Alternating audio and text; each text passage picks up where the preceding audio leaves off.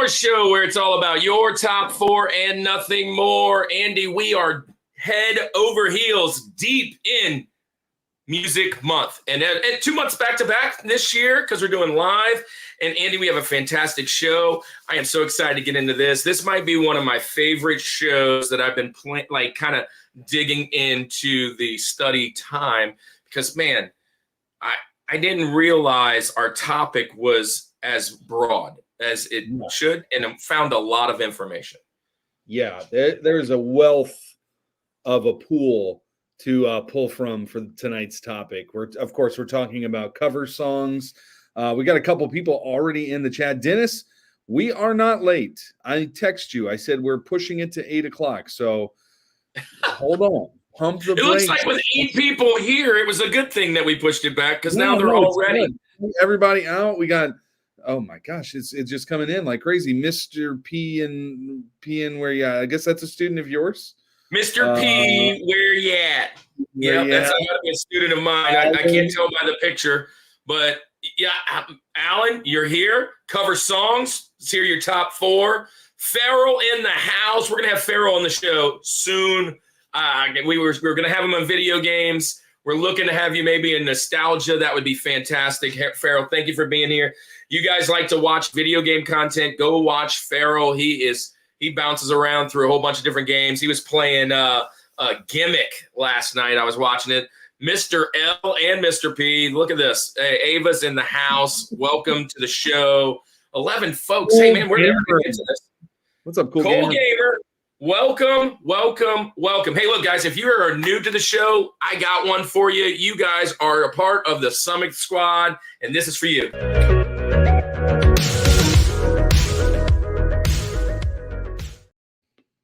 So let me tell you, the best way to do here on the Summit Squad is we always do our top 4. So our top 4 cover songs today, as we go through our list, drop them in the comments, spam the like, do all of that, share it with your friends. Welcome to the show.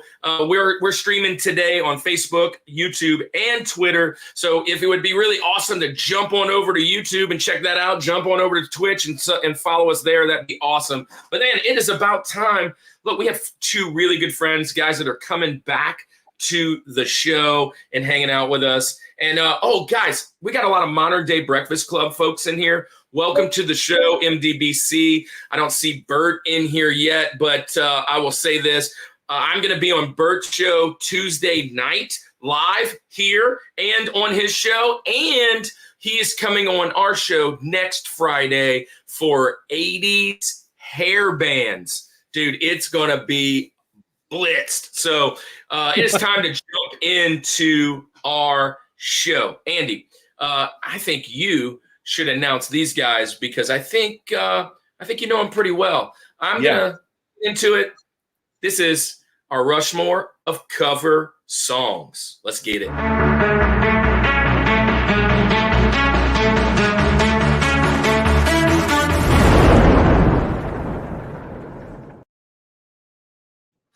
There we go. We are so excited. Kirk has got a lot of friends in the chat right now. Just to say this real quick.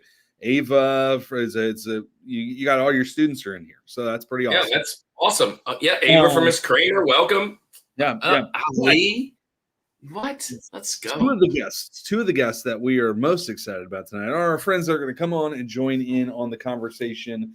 One of these 2 is actually going to join us in just a couple more weeks because he was a part of Invoke the Nightmare as well. We have like this mega show that's going to be happening in a few weeks. I don't know. That show is going to be so litty. It's crazy. I think we're going to have like 9 people on the show. It's nuts. Pause. Liddy. This 2009 to 10. Yeah, look, I'm cover bands, bro. I've been looking at cover stuff all day. I've been going back in time. In time. It needs to stay back there. That word, Liddy, can stay where you found it. Anyway, one of them's he was part of Invoke the Nightmare, which we'll probably talk about tonight. We did quite a few cover songs. We had a lot of fun doing that stuff. And then his partner in crime, another good friend who has been on the show a few times. So tonight, we're going to welcome them one at a time because I can only click one button at once. I know that you guys think I'm amazing and I can do it all, but I can only click one button at once, guys. I got you, other one. I'll welcome in the one that I just mentioned before. But anyway, welcome to the Rushmore show, Daniel Eller. And what's going on, everybody? We're trying to get Trevor in the house. Add a baby, Daniel. Get in there first. Get in there first, bro. We out here. How's it going, right? gentlemen? Yes. Good, Dude. good. How's it going? This is gonna be a crazy show. Gosh. So Oh man, the group chat leading up to this show, Yeah. got me It's been so much more hyped. Like I was just like, I'm glad that I was. Well, welcome to the new and improved live Rushmore show, we're doing cover songs. So first off, before we jump into the top four, we got some folks in the chat. I want them to find you guys, find out what you're doing. So my guys here, it is Boy Wonders podcast, and on the side. Really not on the side. That's kind of the side. That's the main. On the real deal for, I guess, Trev, he's got Pokey Trev. So he's a part of the card community of the Pokey tubers. And some of the craziest shows I've seen in a while. Bro, if you like Pokemon, go check this guy out. He's had some of the biggest Pokey tubers in the world on his show in like the last 3 months. Seriously. So Trainer Ryan, Pokey Rev. I mean, you're like pulling guys out. I'm like, how do you even know these guys? But they're here, and you went from just a little guy to like, boom, now you're famous, and we're gonna rub shoulders with fame now. And so tell us about both shows. What's going on? Lead it with yours, Trev. No, I'm gonna lead it with ours. No, go check out the Boy Wonders podcast on YouTube. Dan and I, it is a passion project, and we are on hiatus right now because our work schedules, but we have a lot of things cooking in our minds, and we're going to get back to it. But check out the Boy Wonders podcast. It means 9 episodes right now. Yeah, I think we have 9 episodes out. 9 out on YouTube. Yep. And you can listen. They're set up as podcasts. So if you have YouTube Music, you can just download it as a podcast. Listen to it while you're driving. Listen to it while you work. But listen to us talk about comic books because we love it. Yep. That is very important. Like I now to my thing. Yes, Pokemon is another passion project of mine, and I'm a big fan of what I do. I do card openings on YouTube. I also do podcasts on YouTube with other. Yeah. Hey, Heather. Can I just share something to interrupt? Andy, at the latest con we were at, there was definitely a band there playing the Pokemon theme in the theater. It was fantastic. A live band doing the Pokemon theme. That's amazing. If you want to be the very best. Yeah. Oh, bro. They were killing it. I love this Spotify, Trevor. Dennis. Some of us have. Well, then watch it on YouTube, Dennis. Yeah, watch it on YouTube, Dennis. You have YouTube as well. You're here.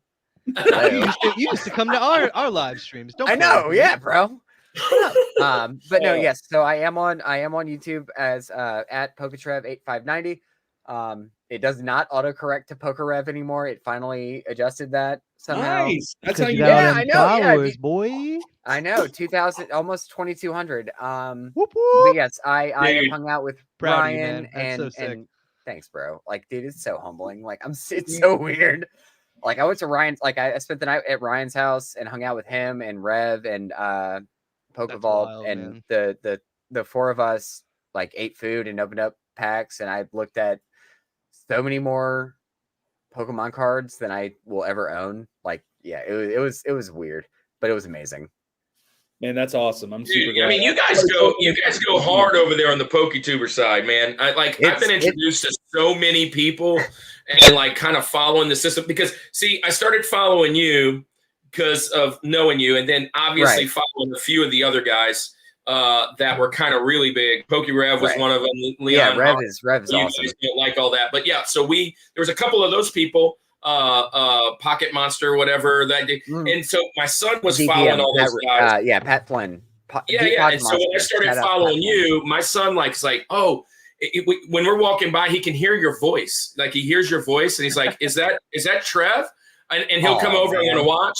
And so we'll watch. But man, you guys go crazy, man. That's my whole heart right there. That right there, that just makes my whole heart. Cards on his show, like I was sweating for him.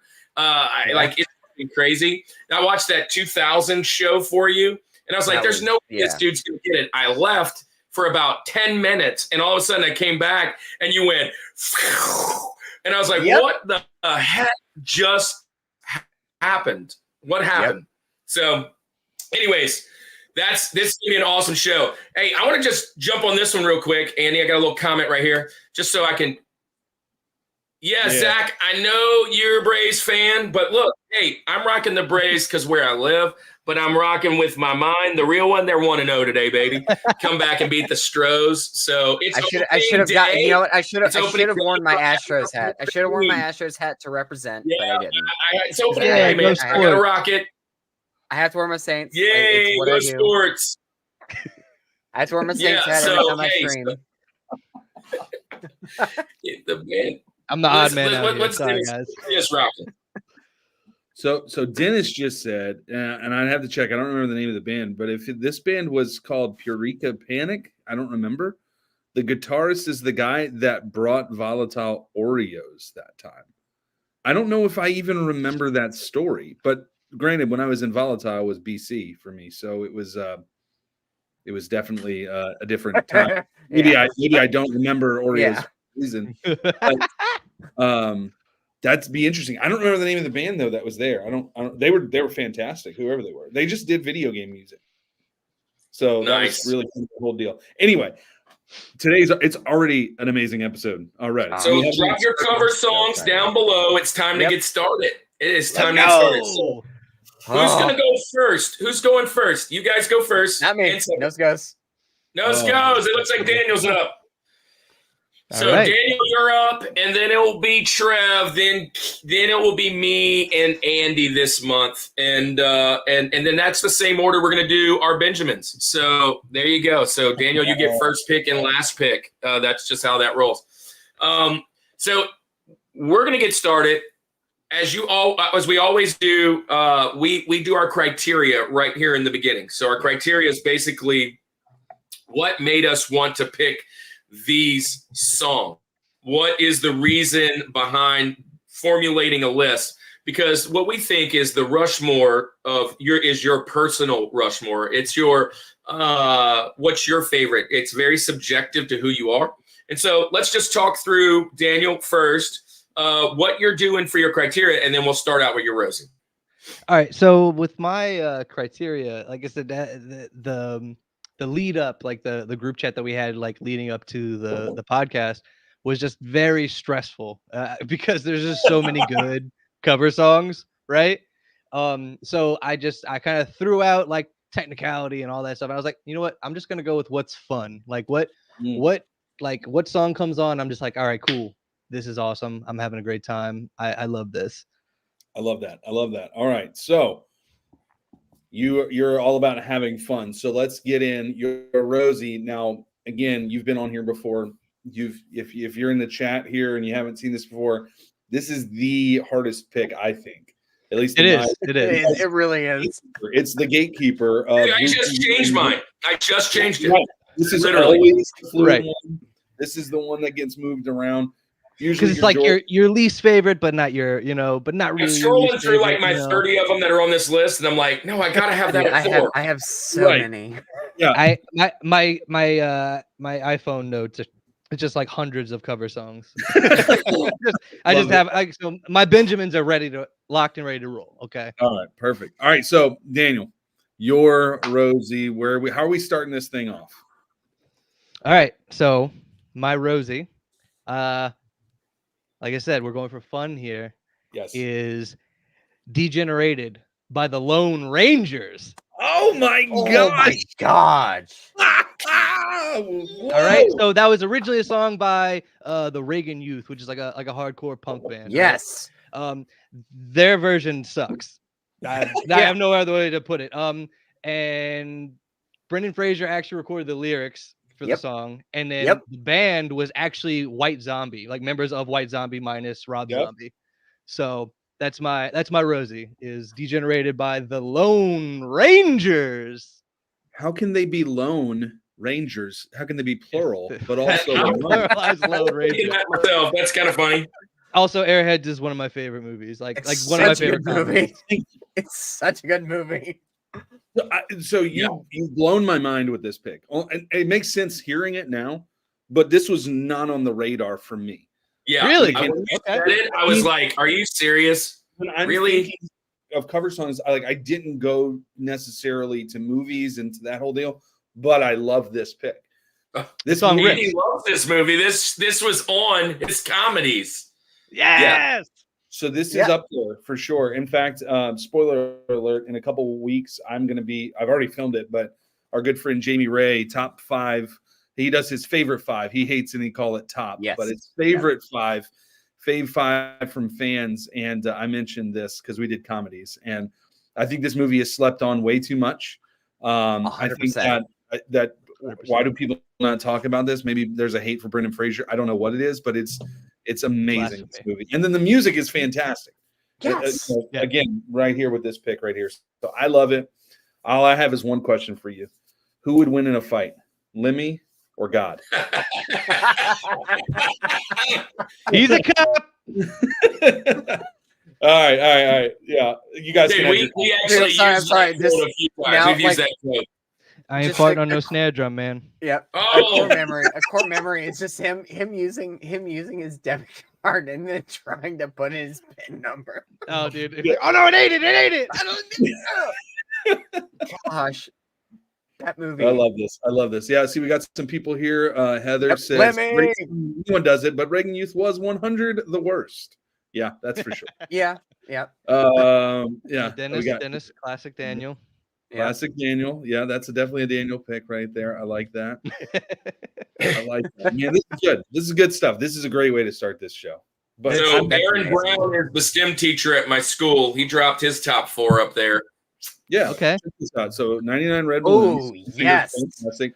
Lake Yes. of Fire, Nirvana, Hurt, Johnny Cash, Jolene, The White Stripes. Those are Okay. Nice. Those are solid. Those are solid. Okay. That's solid. The Jolene. I love the Jolene call out for the number one. Definitely. He's That's a for just throwing this out there. He is the biggest White Stripes fan I've ever met. I don't know about that. All right, Excuse me. Mr. Aaron Brown, 1010. Look, I'm look. a he fan- like I'm a fan of you. I'm a right fan in of you. front- In I'm a front fan of of you. Jack White. I mean, like he's all I'm about a fan it. of you. Jack White and the White Stripes are amazing. Oh, yeah. Oh, that's a good one too. 21st Century Schizoid Man. Yeah.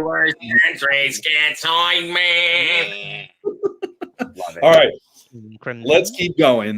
We right. all agree that this Daniel, great pick, great way to start the mountains. Trev, it's up to Good you. start. Criteria. So, my criteria, gosh, like my criteria was hard to nail down because, like, for one thing, it has to be a song that I already kind of liked, Mhm. but also like, even if I hadn't heard of it before, it had to make me feel something. So this is like a lot of my songs are gonna be very emotional, Yeah. to a certain degree, but I want them to also be better than the original. So I made it tight. Like, yeah, like I need to be able to listen to this one and say, this is the definitive version. The original is good. I'm glad it exists, but this version is my version. I feel that. All right. Yep. Rosie, man, I'm excited. Where are we going? All right. So my Rosie is, and this might be criminal to have it this low, but my Rosie is Mad World by Gary Jules. Ooh. All right. All right. Hey, Yep. First Benny off the list. First Benny off the solid. list. Yep. So, like, Tears for Fears, I'm glad they wrote it. Their version sucks. That song does not evoke the emotion that it intends, man. It is Oh man. terrible. I cannot listen to their version of that song because it's like it's like the upbeat 80s synth pop song. It's like, no, man. Gary Jules took that song and made it what it's supposed to sound like. Yep. It's supposed to hit you in the gut. and Donnie make you- Darko, baby. Yep. Exactly. 100%, yeah. Exactly. I actually thought that was his song. I didn't know that it was a Tears for Yeah, Fears no, song for the it- longest dude, time. Yeah. I didn't either. In fact, the first time I heard it was in the trailer for Gears for War 2. Oh, dude. Mhm. Oh, And such a good I trailer. had not seen Donnie Darko yet. so like I was like, I was 16 years old, hadn't seen Donnie Darko yet. But I saw that trailer and I'm like, oh my gosh, this song is incredible. And then boy howdy, did I hear. Yeah, but then I watched but then I watched Donnie Darko and I'm like, I cannot believe that this song exists in this moment. And then I found out it was a cover and I'm like, I can't believe that song existed in the first place, because it's like, I respect Tears for Fears, but guys, as long as there's no Tears for Fears slander in this group, because I do like them. I do agree. Oh, yeah. I love Tears for Fears. I love huge improvement. I mean, shout that out, dude. Let it all out. Love Tears for Fears. There's a lot of people who cover Listen, Tears Linda. for Fears Come songs. on. There's a lot of Tears for Fears covers that have kind of improved upon their stuff. Yeah, exactly. I watch Psych is one of my favorite shows, and the fact that one half of Tears for Fears shows up on there several times. Is it Tears or exactly. Fears? No. Which one was it? Yes. I'm pretty sure it was Fears. It was definitely Fears. Yeah. Psych is the bomb. I love that show. That's Another old slang term. Yeah, da bomb. But no, yeah. So Gary Jules' cover of Mad World, like he took that song and just made it what it was supposed to be. It is definitely one of those songs that, and I like your criteria. It talks about it makes you feel something. I mean, the second you turn that thing on, I'm like, oh, it just happened to me. Like, everything happened. Yeah, like what's going on? Yeah. Why do Am I watching the end of Toy Story 3 right now? What's going on? Sorry. Yeah. So for context, our youngest, he is obsessed with Toy Story right now. So we have watched all 4 of them no less than 12 times each in the last week. It's just on repeat. The best. Yeah. Farrell just came in and said, my cover band name is going to be Flames for Infernos. Love it. Yeah. Dennis is coming up there, dude. That cover. The Evergreen Terrace cover, Daniel. There you go. Dude, Rider's Block is probably one of the best covers albums ever. Like, it's hands down one of my favorites. It's always in heavy rotation. Yeah. All right. Good. It looks solid way to start both. I love it. I love where we're going. This kind of like, I don't have the trend yet, but like I'm kind of seeing where our mindset is, and I like that. So, Kirk, we're going to go up to you now. This is criteria. Kirk. All right, so look, I just changed this one right just a few minutes ago. I mean, that's just how it is. There are so many good songs. Here's my thing. My top 4 are all artists or bands that I really love. That's the first thing. Kind of like the whole it's fun thing. That's kind of where I was going. I originally wanted to say that my original list had some remixes and some kind of sampling, I guess, because I was trying to. Honestly, there are a bunch of hip hop side that I wanted to bring in, and that just wasn't enough of a cover song. It was more of a sampling of a lot of them. So I took almost all of them out and went right back to where I was going, because I like a mixture of stuff. But it didn't eliminate my list at all. It just cut it in half, and I still have like 50. So that's one thing. The second thing is, or the third thing, I guess, is we were kind of talking about this song should be better. I don't know that all of mine are better, but when I hear it, actually a couple of them, I was like, I can't even remember how the other one is sung. Like, this is like, okay, let me go listen to the other one and make sure. Oh, it's either, here's the thing, it's either better or it's absolutely comparable. So it could sit next to it as standalone, and it's not something that, somebody just did in the backyard and at some bar mitzvah or something. So that's kind of where I was going, and I was trying to nail these things out, and it was really hard. And I'm coming in with an amazing song. First off, let me just say this before I even say it. This is not a part of my criteria, but what I found in the search of all this, hey, Picket Preacher in the house, what I've learned in the search of this is that many of my favorite bands didn't write the songs that I thought they did. One. Two, many bands that I know they covered more than one song. And so it was really hard. Like, which one of each one of these bands do I want to pick? Which song of these bands? This one's good. This one's good. That one's good. This one's good. That one's good. Most of them have 3 to 4, 5. And then I also found some that I don't know that they wrote anything original. Like, I'm like, gosh, is their whole library cover? Like, crazy. From researching, I found out that, and this is probably nothing for you guys because y'all are researching too, that the original time that someone wants to cover it, it's a big deal. But once somebody covers it, anybody and their mother can cover it from that point on, as long as they get the license. And so, like, there's not a fight after that. So, like, you'll let somebody one do it, you got to let the next one do it. He's got to get the license. And so I saw the same song covered 50 times. Now, I'm going to jump into this one. This one was covered more than once. And it's in the top, like, 10, almost every list I looked. But I'm not taking the one that's in the top 10. I'm taking a whole nother person's cover of this song. Andy, I think you'll love this one. I'm going with a Prince cover. Nothing compares to you, Chris Cornell. Yes. All right, there goes my very first Benjamin. There goes my number one. I am going with Nothing Compares to You. I just pulled it up. It was in my 5 spot, and I have a feeling. I don't know. I got a feeling, but I am going with Chris Cornell, and he did this like acoustic style. The dude has like the greatest voice ever. Like, we talked a lot about him in Vocalist. But this song, Sinead O'Connor did it, and it's widely in the top, like, 5, 6, like, greatest ever. It's like her only hit ever. I mean, right, like, the only one you ever remember. But it was originally Prince, and then Chris did it. And man, every time I hear it, I'm just like, gosh, how can somebody's voice be that fantastic? I mean, especially a male voice. He hits some spaces that just nobody can do.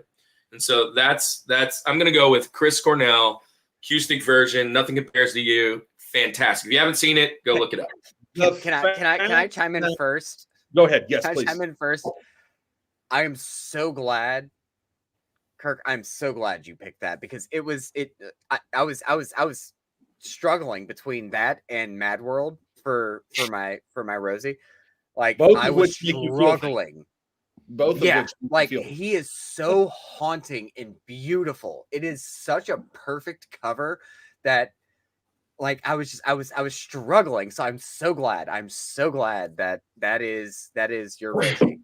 Dennis just said his cover of Yes. One. So oh my gosh, yes. It's one by U2 musically, but it's the lyrics to one by Metallica. Yes. It's wild. How can anyone think that? Chris Cornell was a genius. I love this pick. I love this pick. Yeah, Fantastic. I love it so much. Solid pick, I'm so happy. sure. I'm so happy. I think he was probably someone's George of vocalists. If I can. 100%. No, I think between him and Was Chester Bennington, he was on my list. George? He might have been He's my on your George. list. He wasn't your George? It's like 2 years ago. I don't remember. Maybe I'll have to revisit that one. Who knows? Cornell is my Link. Chester is my George, but the two of them are interchangeable to me. Yeah. That was Dennis's, right? Dennis was on the vocalist one. Yes. Yeah, he was. Yes. Yep, he was. Maybe Dennis. Yeah. Hear me out. Which, by the way, if you guys want to go back, it's good. That episode. I've never heard it. Oh, dude, look it up. Look it up after this, dude. Yeah, so if you want to go back and look at that episode, the thumbnail for that is actually Chris Cornell. And it was the best thumbnail I had ever made up until that point. And I started trying to style it. I was like, this is sweet. Like, it's rolling. That makes my heart so happy, because I wanted that song on this list. Chris Cornell was on mine, but I don't think he was my George. Actually, I know he wasn't my George. I shocked you guys with my George. He might have been my George. He was for sure on my list. Yeah, mine was Steve Perry. I feel like that would definitely be a crush more between. If it was Dennis, I think definitely a crush more. one. Yeah. We might not even have called it a Rushmore at that point. Yeah. Oh wow. Okay. This was way It's back. been a while ago. Way Hey, back, so, all right, Andy, you're up, man. Hit it. Yes. So criteria, I'm not really adding anything to your criteria. It's kind of an amalgamation of all of these criterias where my first thought was I like the cover better than I like the original. And I'm going to say that. Now, there's some covers that are out there that suck. There's some covers out there that why did you cover it? Because the original was perfect and doesn't matter how good you do, you're never going to touch it. Yep. So like those I eliminated. So just to throw one out there that's very popular on the radio right now, why in the world would anyone ever cover Tracy Chapman's Fast Car? Get it out of here. It's a perfect song already, but it's not going to make my list. But my point is, it had to be Chapman made my list last week. Yeah, she was amazing. Yeah, she was good. But so I like it better. 2, it does something different, right? It's not just like I'm karaokeing this thing, right? Like, and there's been covers where like you guys spent time doing this, and all you're doing is the same song. Why are we? I already heard it before. Yeah, you gotta mix it up. Yeah, it makes no sense. Make it your own. Each one of these, they made it their own. It was better than the original. I'm kind of going half and half. 2 of my songs for make you feel things that are emotional. And I mean, they still make you feel things, but we're having fun, right? Two of them are just gonna have fun. It's just a good old time, right? And but I'm gonna start off tonight talking about one that's gonna make us feel things. Okay, it's gonna make you feel things, specifically because who sang this, and kind of at what point in their career they were singing this song. And I can't, when I think covers, this is one of the first ones that comes to my mind. And I'm going to go Johnny Cash, Hurt. I was in the comments. Johnny Cash right off the rip. Okay. Wow, that's your Rosie. It's haunting. That's your Rosie. I cannot wait to hear what comes next. Yeah, it's so haunting. Again, Johnny Cash. He did a whole cover album. He also did. Speaking of Chris Cornell, he did Rusty Cage. Oh, it's so good. It's so good. But this is like towards the end of his life. I don't know how much longer after this he actually passed away. I think it was about a year. Yeah, it was his like final record. Right before he passed away. It was his swan song, man. It was out. It was American Part 4 was his final album. And this was on it. When you listen to this and you listen to the lyrics, and then you take into consideration that this guy's essentially on his deathbed, he's towards the end of his life. It just is so, and it's so simple. It's piano, a little bit of acoustic guitar, some strings, and it's fantastic. 9 Inch Nails did it originally. I'm on record for saying I'm not a 9 Inch Nails fan. I'm just not. You can like them, and that's fine. It's cool. Trent Reznor, I will tell you, is a musical genius. I just don't like anything he does for whatever reason. Like, I get that he's a genius. I just don't like it. I don't know why. I feel that way about Bob Dylan, so I get it. Dude, don't even get me started. Andy loves Bob Dylan. He loves Bob Dylan. No. You are in perfect company here, Trev. If we're gonna back Bob Dylan, brother, I his voice just annoys me, but I know he is right. Absolutely. I'm always saying this is that someone else sing it. He writes an amazing song. Just don't sing it. Just don't sing it. You know. Yeah. Anyway, Hurt, Johnny Cash, Haunting is a fantastic. I just looked it up.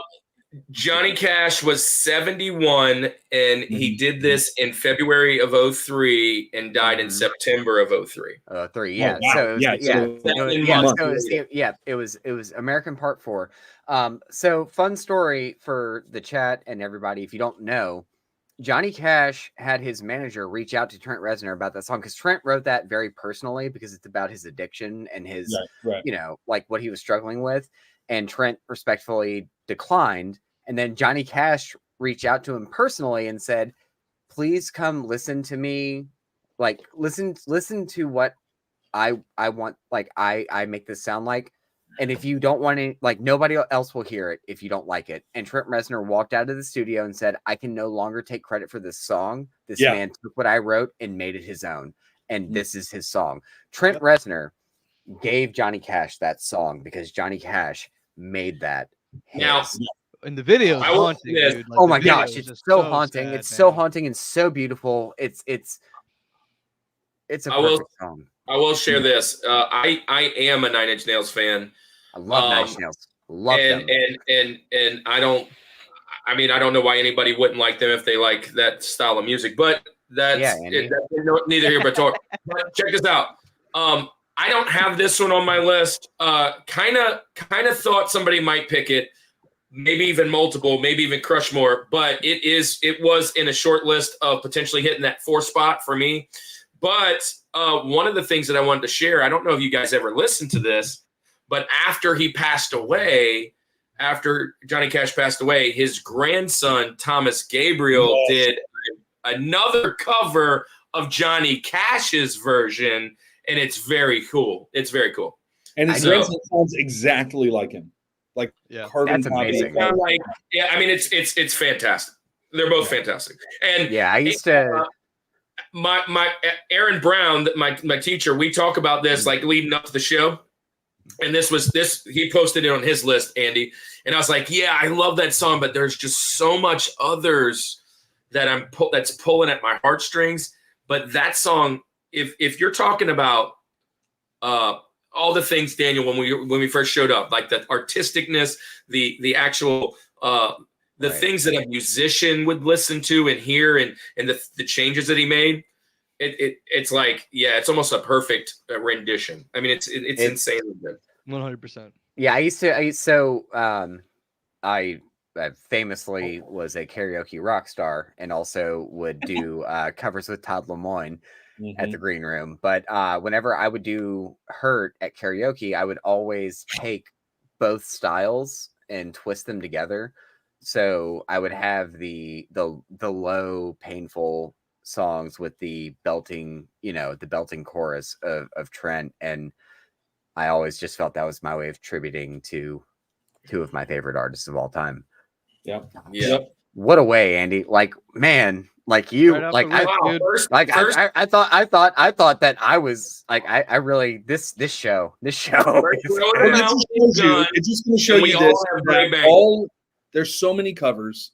And the fact that it's going to make it in the top 4. I mean, the fact that it's going to make it in your top 8, right? Like, is just is saying something, right? Yeah. Because we all have 50 at least. This is it. As long as you don't pick I narrowed it down to 35.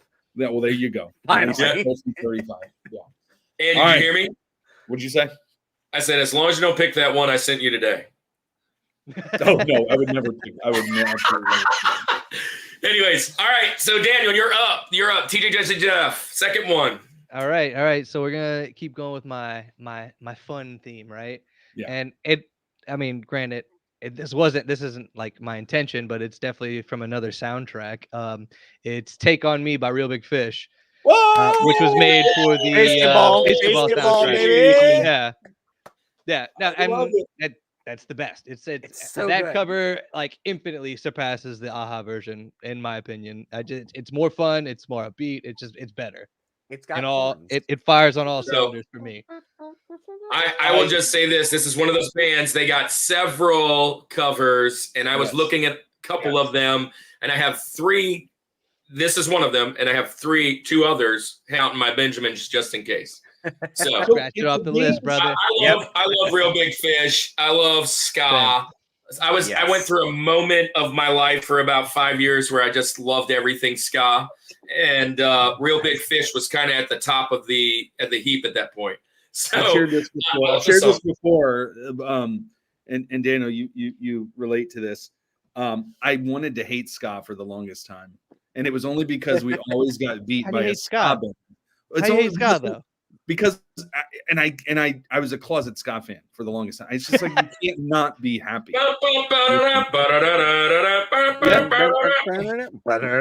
As emotional as "Hurt" by Johnny Cash is, if you threw in a horn section behind it, it would be the most fun song. Yeah, it's true. But no, so if you go back to my first episode I did with you guys when I did the concert, Real Big Fish was my Rosie.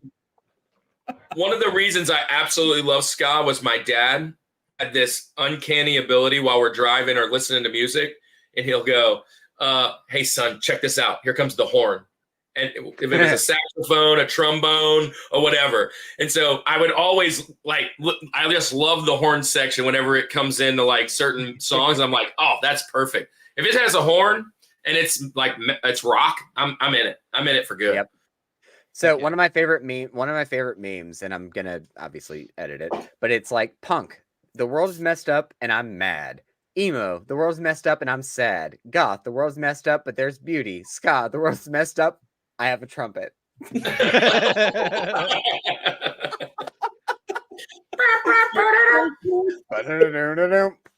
one of my favorite memes. That's perfect. So this is I love that pick. Kind of like there's another band maybe mentioned later. Me First and the Gimme Gimmes was they're kind of like the cover. They're a cover band, yeah. Yep, they're literally a cover band. Newfound Glory did a lot of this stuff too. And they had a lot of originals, but my this first, is my first mosh pit. Yeah, this is one of those things where it's like I tried to steer away in my list from only picking, and I think Trev, you said this in the group chat, like the punk goes pop or the punk, Oh my gosh, dude, I worked so hard, like I had to stop myself because like I knew if I did that, I would rabbit hole, dude, and I would have 200 songs. Easy. So I tried to stay, but I love that you threw one in there. And it's Real Big Fish. And it's a great one, and it's such like Dan actually met like the best part of the criteria. It is the definitive version of that song. Like I don't hear Take on Me by Aha and think this is the right one. No, I think that's the wrong one. I need more horns. Yep. Like that 100%. It is such a great cover. And the music video of them just goofing off in the dugout. Oh, so good. Kirk may have a different opinion on that. He is an 80s kid. Yeah, I do love that song. It was on my one-hit wonders, but I'm an 80s guy. Well, so the Aha music video, amazing. Like the pencil art, like it's a great music video. But man, Farrell agrees. Aha is still the king. So that's what Farrell says. King of one-hit wonders. Farrell, you're around my age, so thank you. All right, Trev, let's go on to you, man. TJ. So I'm looking like as I look at my list, I realize all of my songs they're gonna make you feel something. I love it. So this one in particular it's funny because it's one of those songs that you don't know, like, oh, this is a cover song. Like you think this is the original song, but funnily enough, the fact that this song came out actually increased the career of the original songwriter, who had kind of fallen into obscurity because he was not overly popular. But I'm going with the one-hit wonder, as it was, of Hallelujah by Jeff Buckley. Yes. Jeff Buckley put out one record before he tragically passed away due to a drowning accident.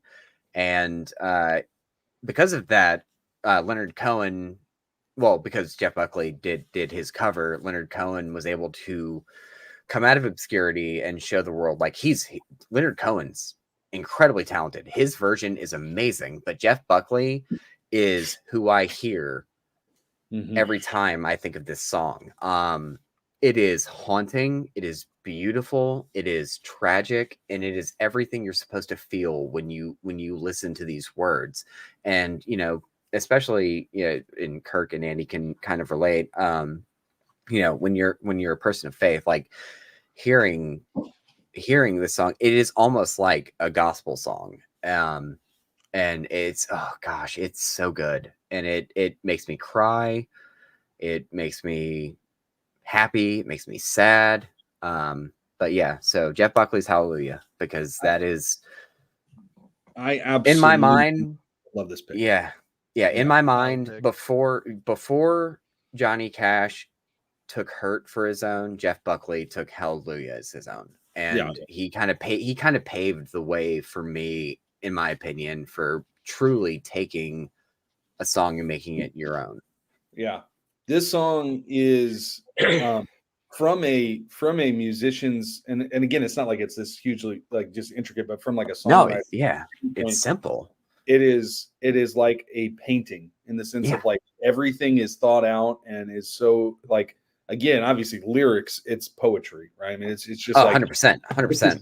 I love the fact that we go from Real Big Fish to Jeff Buckley, and I just love what I love about the Rushmore, man. Yeah, it's just cool. But both are great equally in their own respects. Right. Yeah. Obviously, they're not they wouldn't be competing, right? It's, No. it's totally a different feel.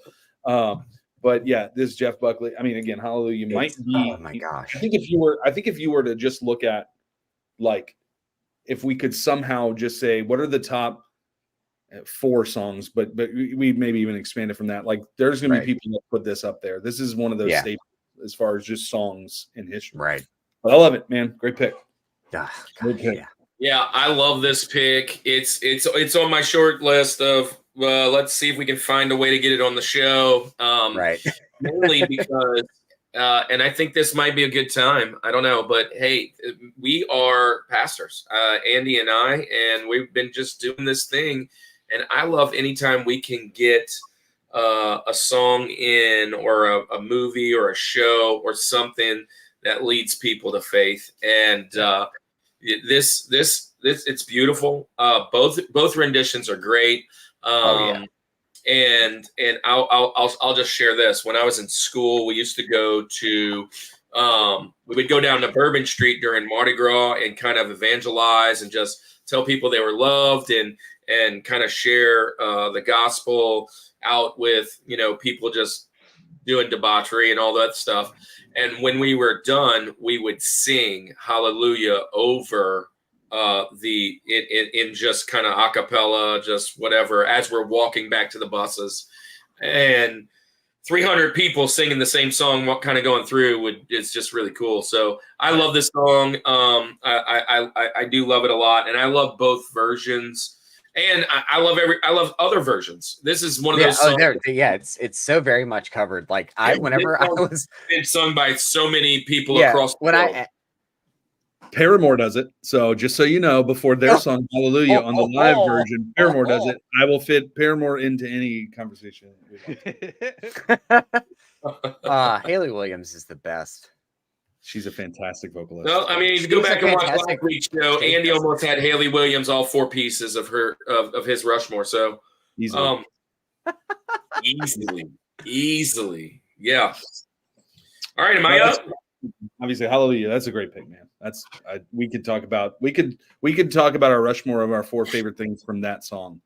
Yeah, you know what I mean? No, it's well. I mean, also take Jeff Buckley's. Listen, kids and people out there, take Jeff Buckley's story as don't live that life, because his accident was tragic and it was unfortunate. Don't go swimming in the Mississippi River. It's a bad place to swim. Yes. Yeah. All right, Kirk. We're gonna move up to you, man. Yeah, I'm gonna come in. This next one's probably not gonna surprise anybody that's watched the show for any length of time. Andy, you sent a message out earlier, and you're like, I think I have you pegged for one. I would think that this is at least one of the ones you were probably thinking of if you were thinking of one. And I think of another one that's probably on my top Benjamin that you might be thinking of maybe. But I'm coming in with I'm coming in with a song. So these guys actually had 3 that were on my list that I was trying to pick from. I'm picking my favorite. It's probably not the most famous. Well, it's probably not the top if you rate it the top, because they did a very recent rendition that just is a banger, more of a quieter song, more of a Hurt style song. But I'm going with one of my favorite bands doing one of my favorite bands. I'm going with Land of Confusion by Disturbed. Yeah. I knew it. Nice. Yeah. Nice. And I am so I'm going Genesis, Land of Confusion. Here's the thing. They have another one out there that easily could be next on my list, but I'm only going to take one from those guys. and David Draymond, he's underrated to me.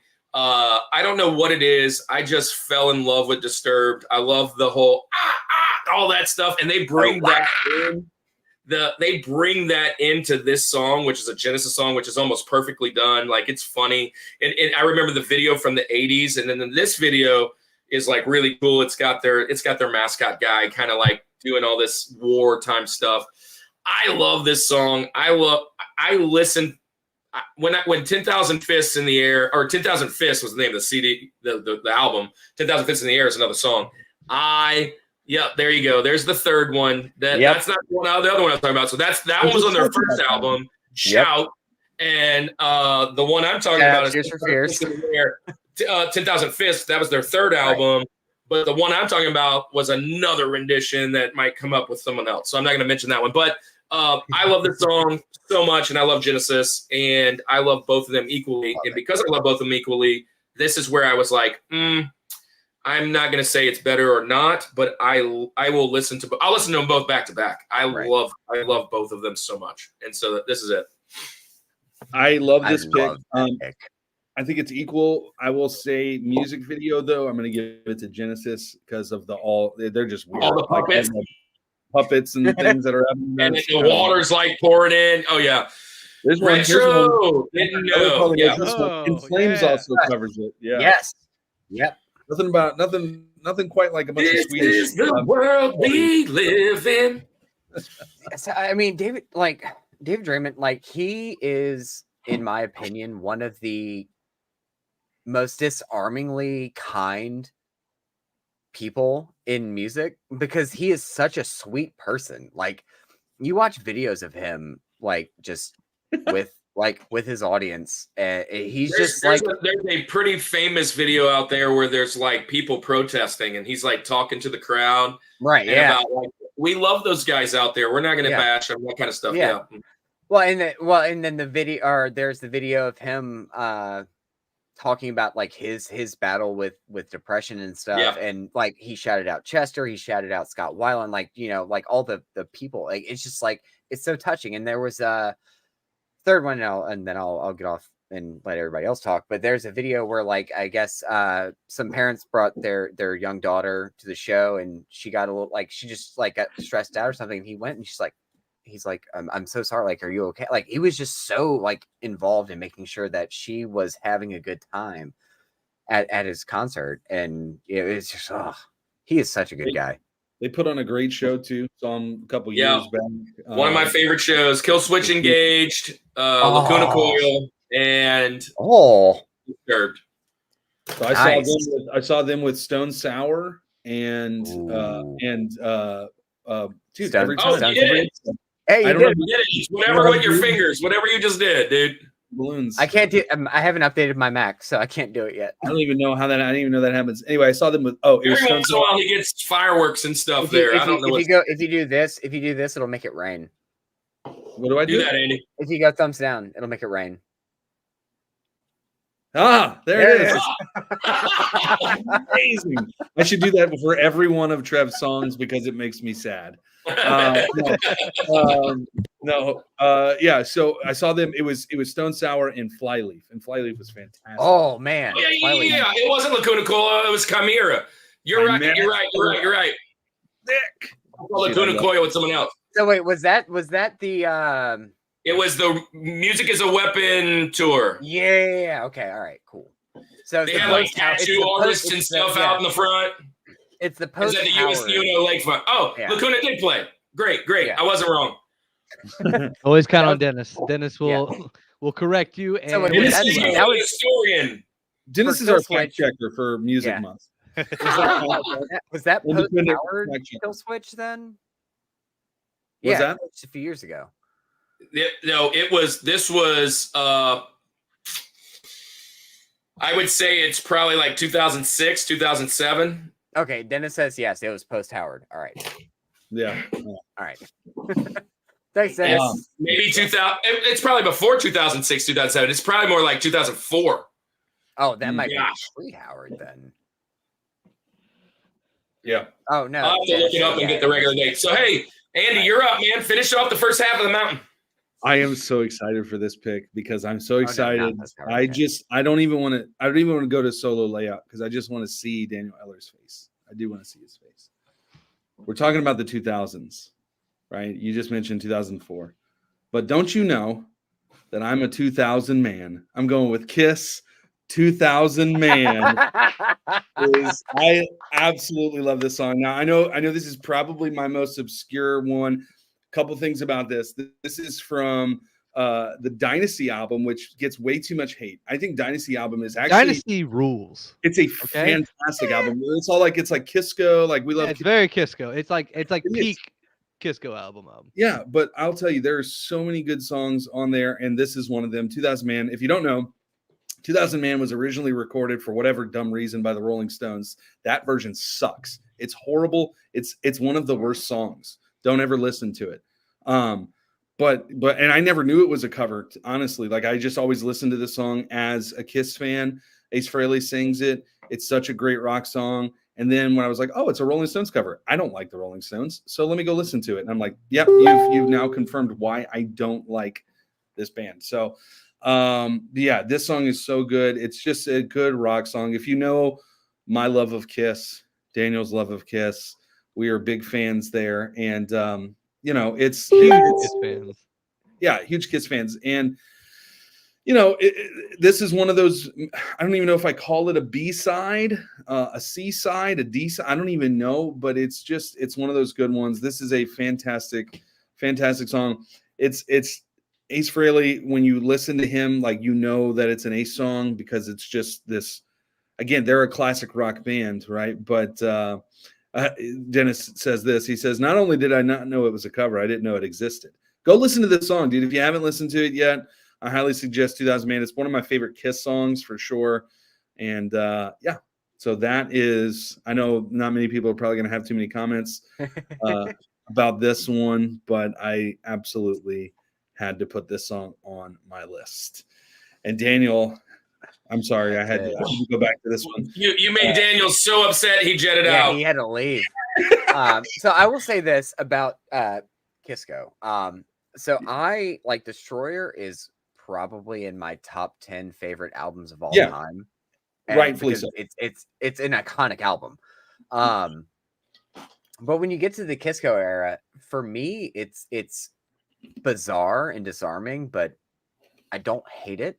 So I love this pick. Like it's such a good deep cut. I love it because it's a deep cut. Yeah.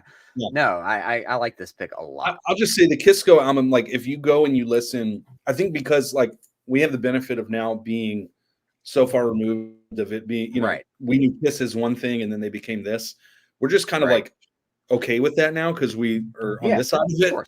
But I will tell you, if you go to a Kiss, and I've seen Kiss now, 4 times it's been, when you go there and they play I Was Made for Loving You, there's not a single person in that place that hates that song.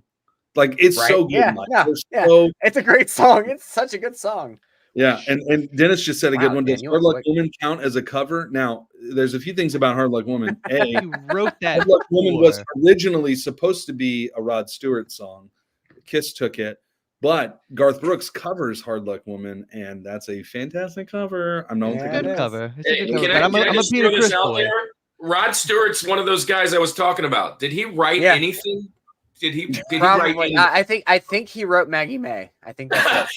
I mean, it just kept coming up like Rod Stewart cover, Rod Stewart cover, Rod Stewart cover, Rod Stewart cover. I was like, goodness gracious, this dude stole everybody's stuff. Yeah. So Daniel, 2000 Man, you a fan of this pick? I am a very, very, very big fan of this pick. The fact that you managed to sneak Kiss in here is awesome. I had to put a cover in, and they don't do them, which is crazy because they literally don't do covers. I don't know much about this song. I'm gonna have to listen to it, but I know you know Kiss, so it doesn't surprise me that you're here. It fits perfectly in Daniel's criteria because it's just a fun song. It's just for fun. All right, so look real quick. So here it is with Disturbed, Kill Switch Engaged, Lacuna Coil, Chimera, and it was in April 5th, 2009, Daniel. All right, so yes, that was that. Yeah, did we play that battle, Dennis? I think that was the battle for like the side stage, right? Yeah. That was it. We played something. We did something that was like a or maybe it was like an online thing where it was like a battle for. Wasn't it something to do with the radio though? No, it was like a battle of the bands that led up to it. Yeah, In Every Nightmare. Thank you. Yeah, I wasn't sure if it was In Every Nightmare or Wake the Nightmare. One of those. Yeah. All right. Well, we've made it halfway through our mountain, and and it's just gonna be a ton of fun, man. We're gonna keep going. But Dennis, yeah, we lost the Never Nightmare. Sorry, just pulling that up again. All right, Kirk, bring us to halftime. Yeah, so we're now halfway through our mountain, and man, it's been a banger already. We've been going for an hour. Looks like we're going to pull off one of those 2-hour shows. Hang around with us. Heyo. But before we do, we're going to have a little bit of a commercial, a little bit of time to just share some things that are going on with us, the Rushmore show, and whatnot. Coming up April 20th and 21st, we'll be at in Mandeville. We'll be at the what is it called? The Castine Center. The Castine Center at the St. Tammany Collectors Con, and we're gonna be hanging out with your boy Sergeant Slaughter.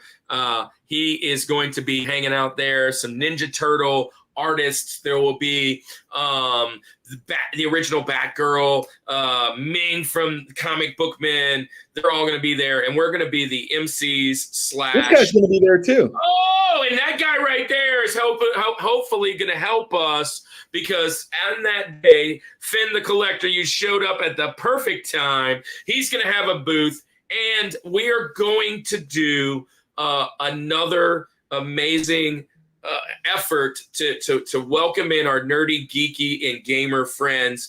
We're going to do our new ministry, the unconventional ministry called Reboot. Check this out. Prepare to make the jump to light speed. They're getting closer. Oh, yeah? Watch this.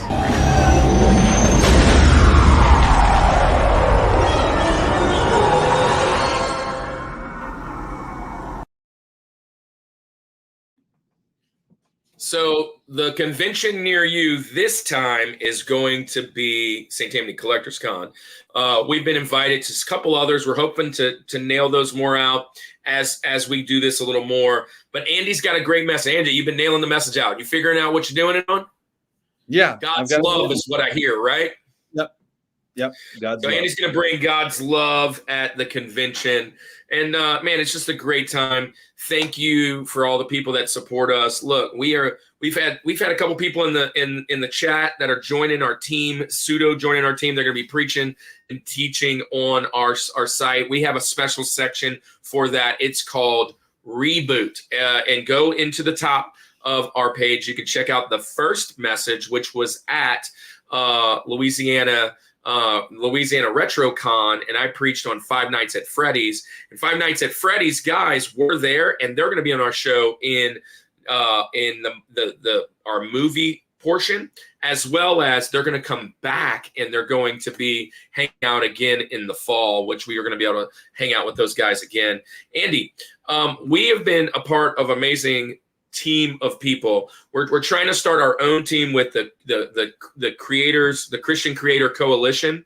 And if you are a Christian creator and you want to join our team, man, come and join our team. We'd love to chat with what our vision is and what we're talking about. But there are a bunch of other Christian creators right up there in the top corner called the Culture Box, and we've been hanging out with these guys. These guys are not only our inspiration but our friends, and it's a bunch of creators that one, they love the Lord, but two, they put out geeky and nerdy content. And we have somebody we want to share with you today. Andy, can you tell them about our friend today? Yep. So we're gonna highlight our friends over at the Untold Podcast. So yeah, the Untold Podcast is a speculative fiction podcast utilizing the genres of sci-fi, fantasy, and horror, among others, in order to engage the culture's imagination from a Christian worldview. Every month, Nathan James Norman produces and narrates a new story presented in a unique and dynamic way. Check out the Untold Podcast at www.untoldpodcast.com to listen and leave them a review on Apple Podcasts. Hey, man. Here's the real cool thing, Andy. Here's the real cool thing is, one, Finn is going to help you with a little bit of the cajon, is from what I'm hearing. Yeah. He's gonna beat the box, bro, and hang out with us to do a little worship, and then we're gonna have a good time, man. And look, if if faith isn't your thing, that's okay. We are kind of gearing it towards just hanging out and loving everybody. Go watch my episode. It kind of gives our ideas and what we've been doing. And just, man, they've opened the doors for us to kind of just speak life into a bunch of people that are abandoned, afflicted, addicted, and alone. And bro, that's what I am. And I'm abandoned, afflicted, addicted, alone. I am that guy. And it's just really cool to open those doors. Not everybody that comes on our show is Christian, but not everybody on our show agrees with what we do. But I will tell you this. We absolutely love you. We love people, and God loves you. So, Andy, I think it's time to jump into the second half of our mountain and bring this thing. Let's land this ship. And so, Daniel, you're starting us off again. What is your link? All right. So it's not officially a Daniel list unless my boys are on it. So my link is Whiskey in the Jar, Metallica. Yes, it is. Yeah, it is. I love it. I mean, are you kidding me? Like, I mean, I was it's me. wondering when Are you it was kidding me? coming. I knew it was coming, but I was wondering when it was going to happen. Yes. Well, no, it's cool though because it's like technically it was a folk song, and then it was covered by the Dubliners, and then covered by the Pogues, and then covered by Thin Lizzy, and then Metallica is basically doing their version of the Thin Lizzy song. So it's like a cover of a cover of a cover. You know, love it. It's the best. I love that song so much, but it's like it's super special to me. Yeah, exactly. I cannot hear that song without listening to that voice like that. Yeah, I love it. But no, it's special to me because like that was like peak time. Like that was when I got into Metallica. So it was like I disappeared from Mission Impossible 2. And then I got into Load, Reload, and then Garage Days, and I was just like hooked. And then I went back and listened to the first 4. You know. Oh yeah. Can somebody highlight? Can somebody highlight Heather's comment? Yeah, no. She's my girlfriend. I love her, but you know, you can be wrong. It's okay. Listen, no one can be perfect. No one can be perfect. We know that that is truth. Nobody does it better than Metallica. I'm on your team, Dan. Yeah, I'm on Team Daniel. Yeah, I'll say this. Garage Inc. Like that whole album. Oh my gosh, dude, Garage Inc. Like is golden. All right, so I'll just share this. This is. I have a copy of Whiplash, like an original pressing of Metallica's Whiplash on vinyl. They have a lot of covers on there. Yeah, it's amazing. I was going to also say this is another No Life band. to Leather too. Yeah. This is another band that has 3 or 4 really great covers that are on my list. But this one was in my Rushmore spot probably this morning. So it was in my Rosie. Yeah, I love this song. It's one of those to me defining songs for Metallica because of that space that they were in. But I mean, we're all saying it there, Jaro. I mean, like his voice. I love the riff. Hard, I love everything about this. And I actually listened to the original a few times this week, just trying to be like, this is where this came from. That's hilarious to me. Right. But I have one similar to this coming up. Like it's amazing. Like the original is very good. Like it's a good song. Yeah. But goodness gracious, does Metallica like turn up to 11, man. This is not what we're talking about tonight. I mean, this is kind of along these lines. Yeah. I'm done. Absolutely done with the Lars hate. Get it out of here. I'm done with it. Like we can be grown ups. Yeah. I mean, if you want to hate on Lars, then hate on every other like technical drummer. Like, Lars is fine. As a drummer, he was a huge inspiration for me. Yeah, no, good. He should be. With Hulk fists. I mean, the guy is just wild. He is a technical drummer. He was on one of your Benjamins for drummers, right? I don't think he was on your top 4. We didn't do Benjamins back then. Oh yeah, well we did a couple times. We did a couple times, but we didn't call it Benjamin. So wait, all right. So Andy, you're telling me right now you want the Lars hate to stop, but he didn't even make your top 4. Well, I mean, in a world of Neil Pearce and some Fair of these enough. other guys, it's very Taylor difficult. Hawkins. Only 4. It's very difficult. Taylor Hawkins made my list. Yeah, Yeah. these guys Fair enough. for sure. Come on. So, Lars is a technical drummer, and John Bonham made my list. I mean, like, it's very hard to be in the top 4. yeah, it is. Yeah, it is. It's a very tight list. Yeah, if I were to have 8, Lars would have absolutely been in there. Oh yeah. For sure. Yeah. Without a doubt. Yep. Anyway. All right. Woo. Karen Carpenter. That's a great pick. I love that pick. Oh, Ben. Love you, David. Had a She did baby, not make David. Ladies of Rock. She did not make Ladies of Rock last week. So Oh, there's no. that. Unfortunate. There is that. That's Neither did Okay. Stevie Nicks, which is I'm so glad. Good. No, did she take a Benjamin? Good. Did she do Good. it? Yeah, I don't like good. Stevie. I Good. don't- Stevie Nicks Yeah. sucks. She ruined Dude, Fleetwood Mac. Thank you. You don't like Billy Fleetwood Joel? Mac. Fleetwood Mac Trevor, was a blues band. Trev, Hold on. Trev, are you and Andy one person? I mean, like y'all hate Might be. the Right. same people. Well, I mean, apparently I'm 3 people because Dan and I are also one person. So apparently I'm 3 people. My wife is now competing with 2 other men. Oh, But no. So Fleetwood Mac was an amazing blues band from England, and they are going to show up in my Benjamins. Mhm.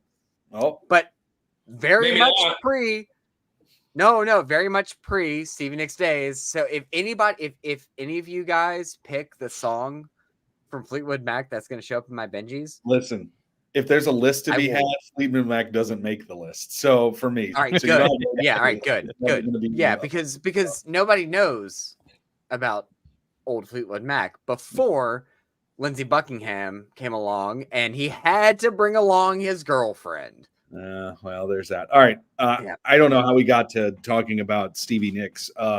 Karen Carpenter. Because you were Lars, talking about Whiskey women in of the jar. rock. Here we go. Yeah. We're back. Will Ferrell Yeah. says Stevie Nicks.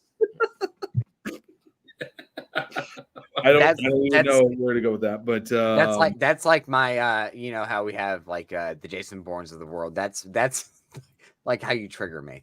You say her name and immediately I'm like, no. Yep. all right. So Trev, we are now to Trev, but you're up. all right. Yes. All right. Hit him with the So You're Well, I welcome am. to choose Stevie Nicks.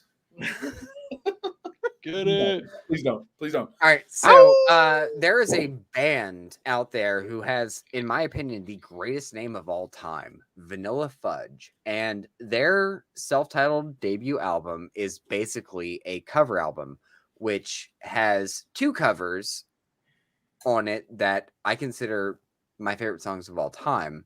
And in fact, this album is my favorite of all time because it's so bizarre. But they had a song called Keep Me Hanging On. It was originally done by the name is escaping me, but if you've seen the movie Once Upon a Time in Hollywood, that is their version of it. And Kim Wilde. Wild. yes. Nice. You keep me hanging on. Yeah. Anyway, so Vanilla Fudge, they came out of the gates running. They covered Keep Me Hanging On. They covered Ticket to Ride. They covered Eleanor Rigby. They covered so many songs on that first album, but Keep Me Hanging On didn't exist to me as a song until I heard Vanilla Fudge's version of it. And it is so good and it is so amazing. And everybody should just go buy the self-titled record by Vanilla Fudge and listen to it from start to finish because they include like interludes between songs to make it mesh into one album. It's so good. So there's my weird random pick for the night. That's awesome, dude. I've not heard this cover. I listen. We're going to talk about guilty pleasure, and I'm not saying that this is going to make the list, but Kim Wilde's version is great. I love the 80s pop synth version of it. I've only listened for a second to this Vanilla Fudge, and I will after this listen to this. But it's interesting that somebody would choose that song to cover. I think like why I always think about like why did the band pick that song? Especially if it's one so good. so different from like what they're doing, you know? It was the Supremes. Like they covered a Supreme song. Yeah. Sorry, it was Yeah. the Supremes who did it. Everybody. Yeah. Well, Supreme, yeah, that's the original. Yeah, exactly. But yeah, this white Brit pop prog rock band did a Supremes cover. And Okay, and on a side conversation here, and this is maybe where we depart a little bit, Trev, in likeness. And I don't, and not that I don't like prog rock. I feel like my brain hurts when I listen to prog rock. And I have to be in. Okay, time out. I mean, I'm just listening to this, and I'm like, okay, sure, maybe. Yeah. No, so the thing about Vanilla It sounds Fudge like Wayne Newton or something. Yeah, they That's so fair. That's so fair. No, they take like because they are considered prog rock, hanging on. but they're just out there feeling it. Like, man, they get there with their like he's again 70s synthesizer for his keyboard. This particular version that I'm listening on, he was on the Ed Sullivan Show. Oh man, that's a good one. The other the best version of it is Midnight Train. Sorry, I had to go to this comment on there. It was just funny. How old are you? Dennis? Yeah. I love you. I love you so much. I miss you, man. I miss you so much. I just want to hug you. I just want to hug all my friends. Yeah. How old are you? I'll say this. This is 50. better, Dennis, or this is better, Kirk, than Dave's pick last week, the Shags. Oh my goodness, where's Dave at? Bro, I had to listen to that 50 times to figure out what is going on. Why did they do this? Oh my God. All right, guys. So if you guys weren't here last week, our friend Dave joined the show, and it was Women in Rock, and he picked the Shags. Apparently, it is Kurt Cobain's favorite band all time. I have no idea why it's his band or why it made the list. I don't know. They're known as the worst band ever. Yeah, like that's their whole deal. And that is fair. That is a fair assumption. I don't know. Have you listened to Fleetwood Mac post? No. Listen, Fleetwood their Mac Brit era. All the Hall of Fame exactly because of this. Yeah. Oh my gosh. No. Thank you. You would call them gold. No, I know the Shags suck. They don't even know what they're doing. I think that was the whole deal. It's like they just had these girls in the studio and they were like, "Hey, here's a drum kit." Well, and you know what really sucks about all of that is that because of the Shags, Hole happened, and they don't suck. They don't suck. Like Hole is actually pretty good, and it's Courtney Love, and oh man, like it's hard to like them because it's Courtney Love, but their music is actually pretty tight. Yeah, except I don't like them. So there we go. I don't know the Shags, but U2 is the worst band ever. Hey, wait a minute. Whoa. Wait a minute. I second that. Wait a minute. Like worst Heather Yes. might have a point here. Hands down, worst band ever. Edge from U2 is amazing. Guilty pleasure right Debatable. there. Nope. I'm not. Edge being the debatable. greatest is debatable. The covers of their songs are very good. Yeah. Evergreen. There are some songs that they have that shouldn't be covered. I can tell you that. All right. Well, Kirk, you're gonna have to end this show. I'm out. Listen, I've said it before. My mom grew up huge. I can't wait till Guilty Pleasures, though. I can't wait till Guilty Pleasures. Oh wait, wait. Hold on. 2006 at the Superdome with Green Day. U2 was awesome. There you go. Yeah, and that's it. Like they were awesome then. Yeah. Yeah, okay, I get their new stuff is, and we're getting off topic here, but I get that their new stuff is dumb and it's not good at all. Absolutely, like it's like the fact that Apple was like, "Hey, all of the world has to have this on their phone now." That one time, remember that was a thing that happened. That was stupid. But Rattle and Hum, if you go back and you listen to that stuff, you can't not like that stuff. It's so good. Anyway, I digress. Bono is number 2. I don't know, number 2 and whatever, but that's what Carol says. Bono's number 2, as in that's an amazing South Park reference. I know what Andy was going for there. Yeah, right. The other term for a bowel movement. Yeah. Yeah, Remember when so- U2 forced an album on everyone? Yeah, exactly. That's what we're talking about. Yeah. So All we just talked about was false. So we got to bring it back. Bring it back. Sorry. My next one. One of my favorite bands of all time. This particular album didn't come out until after the untimely death. But I am going. It was already mentioned. I'm going with Lake of Fire by Nirvana from the Unplugged album. And listen, I'm going to be honest. I think when this song came out, I didn't even know who the Meat Puppets were. I don't know that they sung a song. I didn't even know it was theirs. I didn't know nothing about it.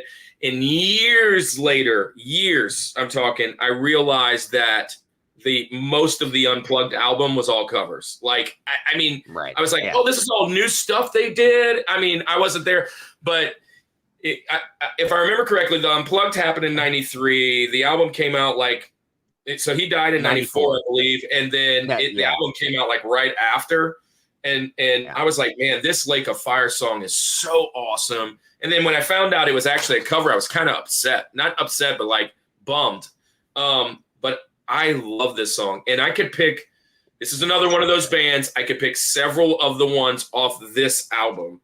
But Lake of Fire was my favorite. So I'm going with Nirvana's cover of the Meat Puppets, Lake of Fire from their Unplugged album. Solid pick. Super solid pick, dude. That's a great pick. Man Who Sold the World is also on that too. That was There's another one of the big ones. And that one's the best. Yeah, the best thing about that cover to me is that cover. Yeah. Oh my gosh. Yeah. Yes. Yeah. But no, he had the Brothers Meat, and he even says it on the live album. I forgot the Brothers Meat, but like it's the Meat Puppets are two brothers with a backing band, and they came out and played it with him. Like they came and played the music with him. That's awesome. Such a good song. I didn't know that. Yeah. Cool. Yeah. No, like if you watch, I'm gonna be up on Bert's show on Tuesday. Tuesday. Bert, I'm going to be on the show Tuesday. Andy might make it, might not. Maybe I'll be there Tuesday. Anytime decision. And then we're going to have you on the show next Friday. Welcome, bro. He's the one he's going to be on. We're going to talk about some hair metal bands. So it's going to be dope. Yes, dude. Yes. I love hair metal. Big hair metal guy. Dude, I almost went to go see Ario last week, but I almost went and saw them like 2 months ago down in Savannah. Yeah, they played here in town, but my mother-in-law was out of town, so my wife and I couldn't go. I almost went down and saw them. Is it ironic that three guys with no hair are going to talk about hair metal bands? It's all right. It's all right. I see two guys with great hair. Dan, your hair's looking good, buddy. That's why we brought you. I was wearing a hat all day, so like my hair looks like I'll take my hat off. Yeah.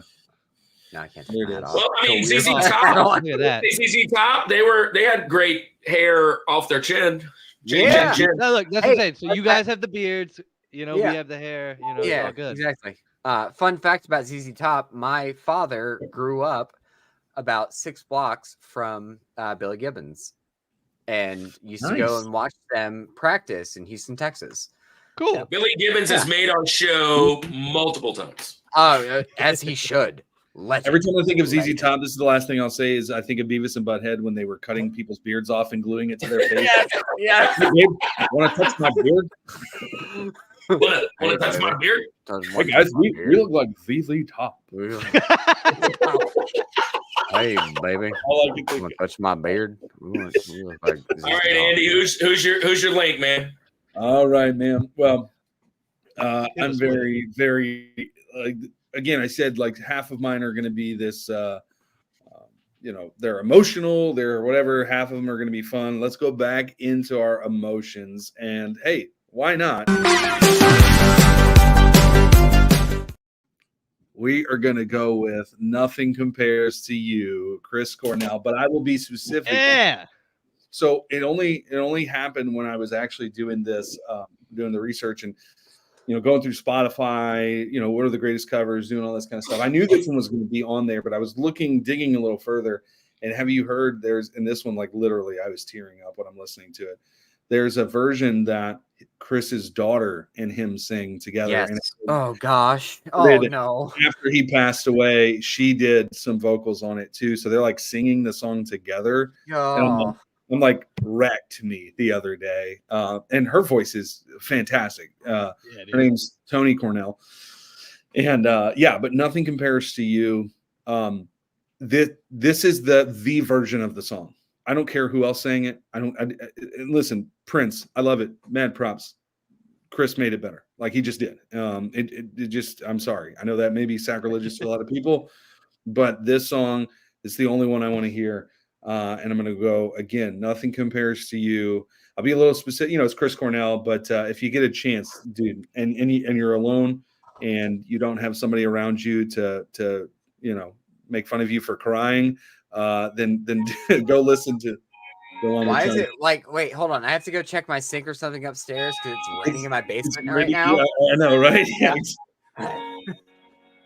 Oh, he's got it on. He's got it on, dude. It's just knowing. 7 hours and 15 days. And then he comes in. All right. Dude, so good. So good. Yep. Nope.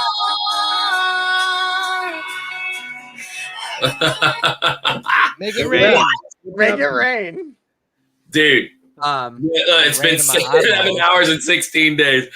Dude, fantastic. I'm so glad you picked that. I almost didn't pick it because I had a feeling you were going to pick it, Andy, because I knew you love Chris Cornell.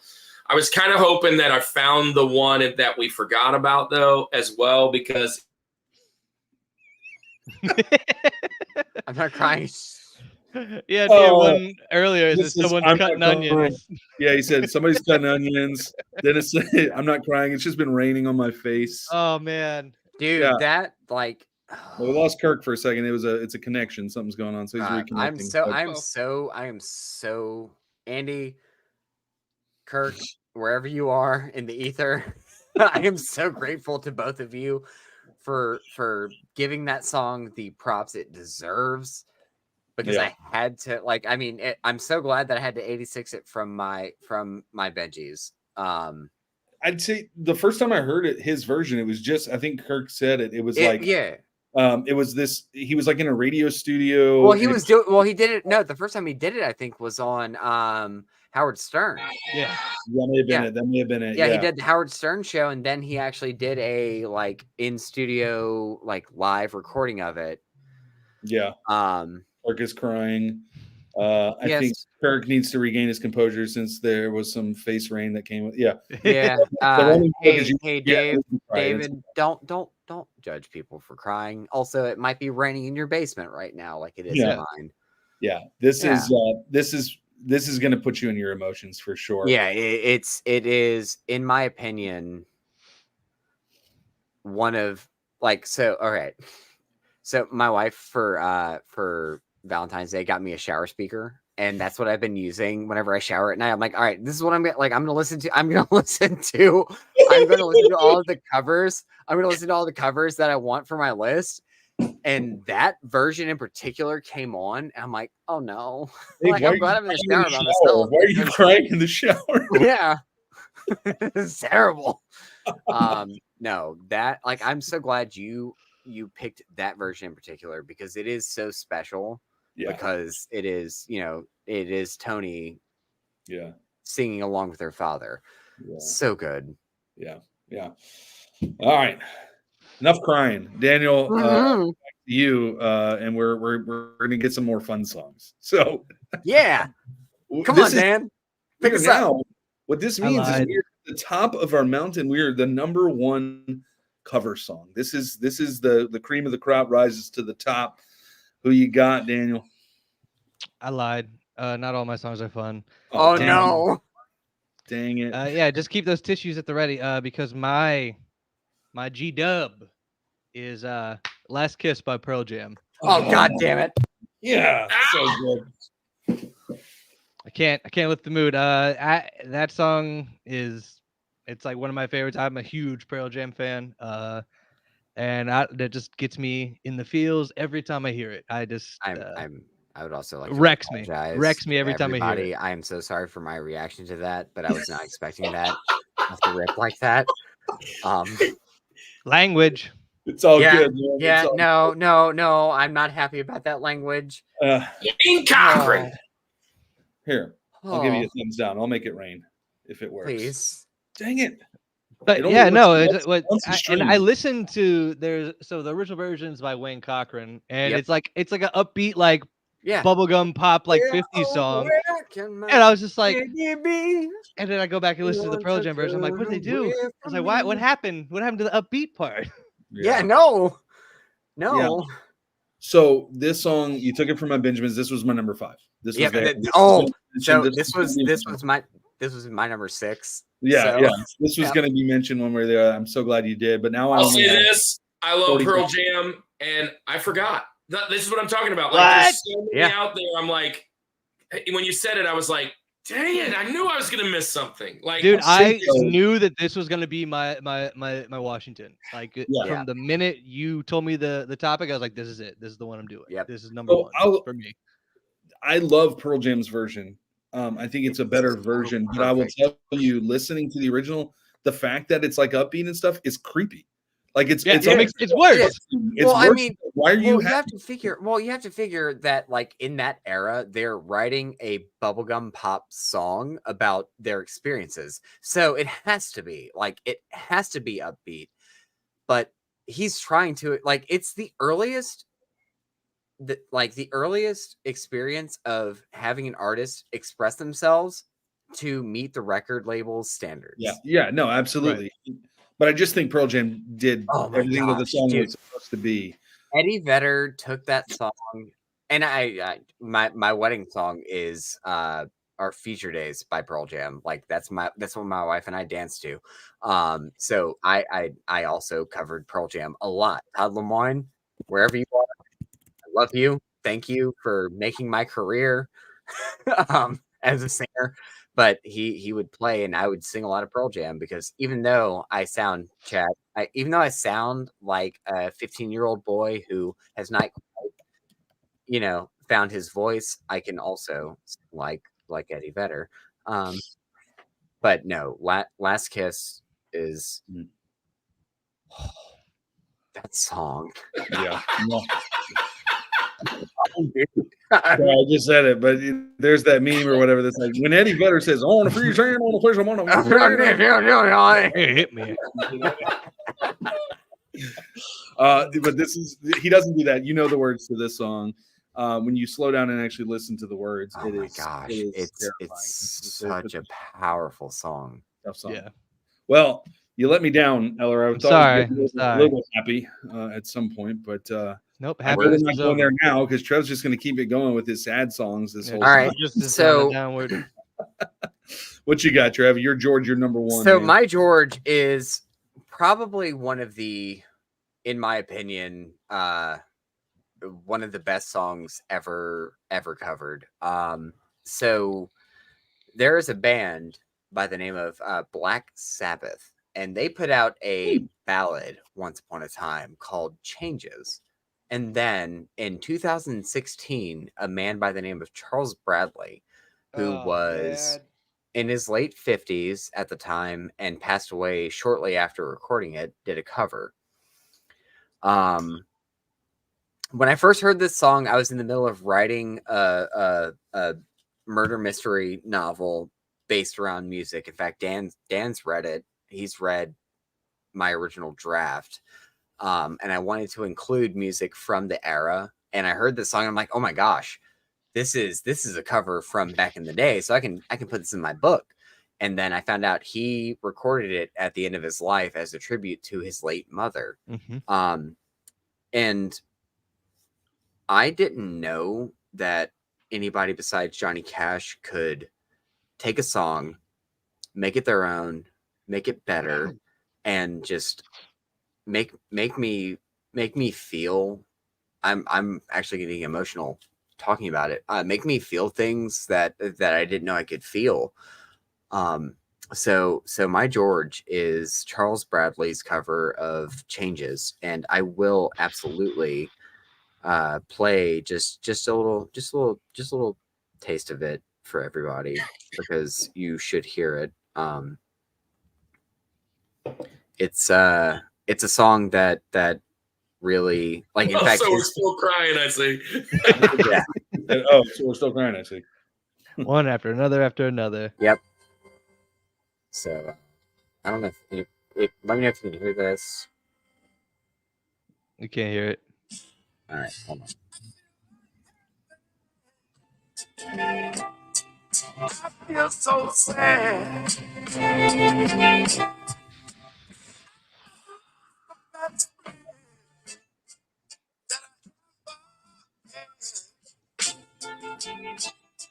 She was my woman. I love her so. But it's too late now.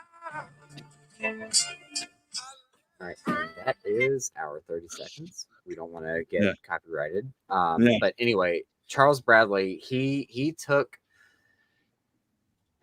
He didn't have he actually reminds me a lot of like Benny King. Like he didn't have a career as a young man. Like he got into music later in life, and he found Changes by Black Sabbath and turned it into this incredible soul song. And I love soul music. I love funk. Like I'm that's why I love hip hop so much. Like I love good hip hop because it's about soul and funk.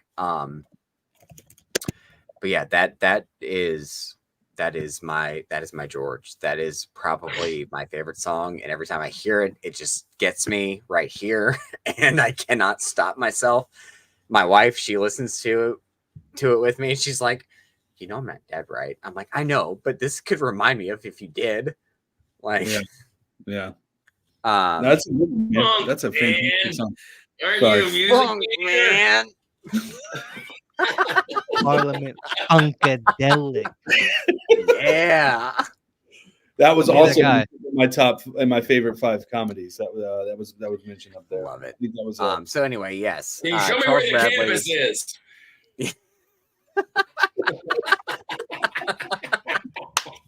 yeah.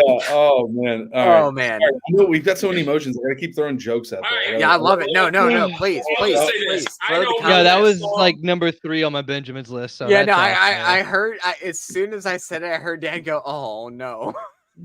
I don't honestly I don't know this song. I'm glad you Punches played right it. in the And gut. Yeah, Yeah. dude. Kirk, do Please, yourself a please. service and I'm going please to. listen. Yeah, it's So I already have it's- my song set up on my phone, or I would have already done it because I got mine ready for the next. Oh, I saw Aaron's in here. He knows what I'm bringing because Aaron's the one that found mine. So oh, Wow. when Aaron. when Hey, we were wait, I talking- see we were Aaron as talking, well. he brought it up, Aaron, and I said, yes. "Oh, dude, Charles Bradley. got There it." it is. He owns that Yeah, song. Charles Like, Bradley's version is great. It is. It's unreal how good that song is. Yeah. You gotta look That's up a the lot live better than version the- from the Toronto Star. Yes. That- Oh my dude, that is gosh.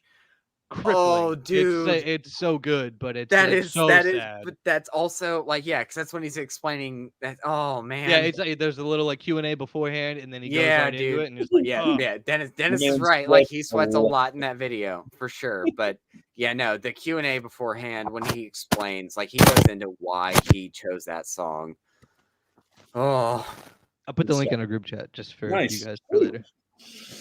All right. Well, Kirk, are you gonna get happy with this song? What's your George, well, man? I don't know.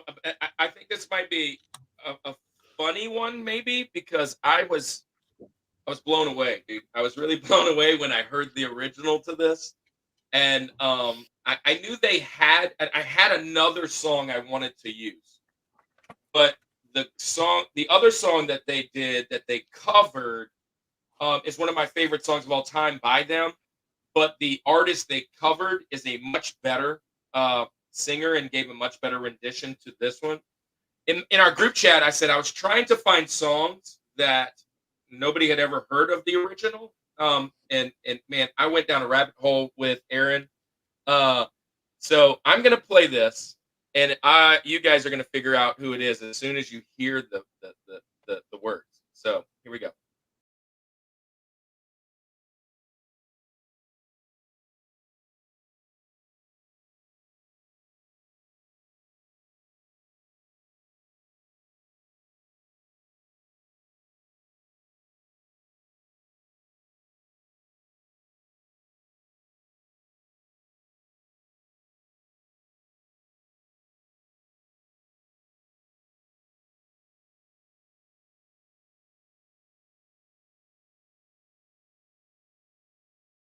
What? Bro, Renegades of Funk.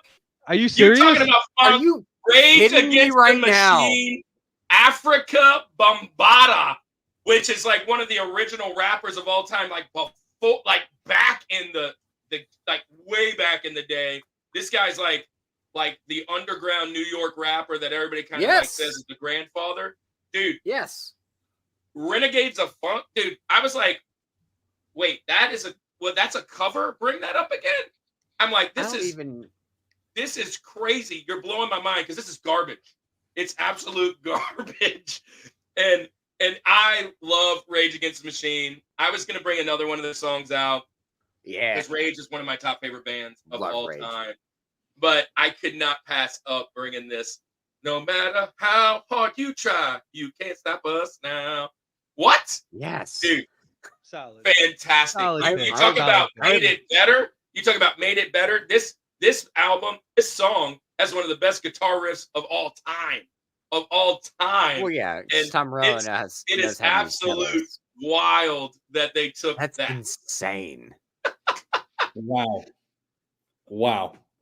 I just got educated, and I feel like I should have known that, and I didn't. Like I feel ashamed that I didn't know that, but I'm glad I do now. I played But I'm Kirk's glad. number one, mind blowing. It's an immediate winner, dude. He's the one. He brought it up. He's like, bro, listen to this. I was like, what?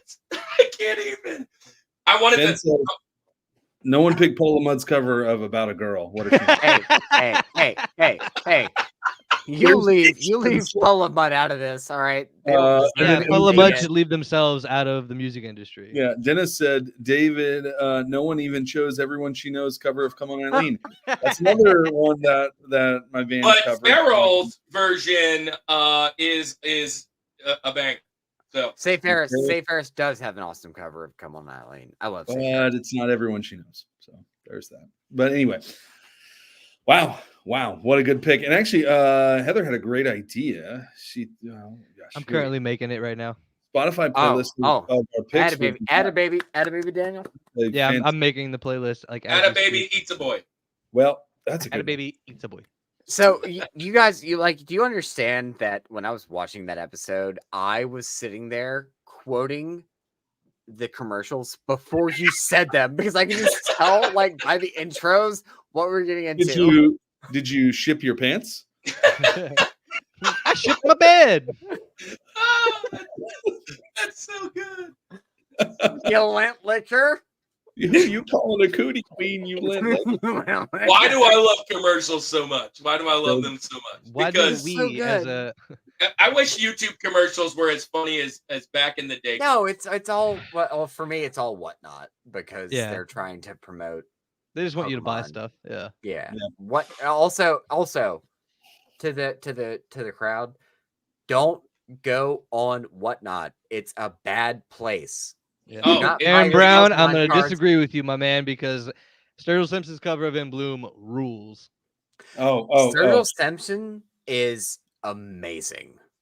He's the dude. I love He Sturgill. is incredible. He did a cover. Oh shoot. He did The Promise by Yes. Van Rome. Yes. There's another band that covers that does very good. Yep, That's, Newfound Glory. It's really yeah, good. And then yeah. also Haploid covered it, and it was really good too. They did do that. That's actually what I was thinking of there too. That was like one of the first shows I ever did with them. We Yeah. covered The Promise, yeah. I promise you. That's a good song. Anyway, I still have a pick. I still have the Oh yeah. That's right. Andy number has one, this my out. number one, My George. I cannot believe that this was not even talked about yet. One person way earlier said it in the comments, and there is absolutely no doubt in my mind that the greatest cover of all time is Smooth Criminal by Alien Ant Farm. Put it out there. Dude, that's number 5 for me.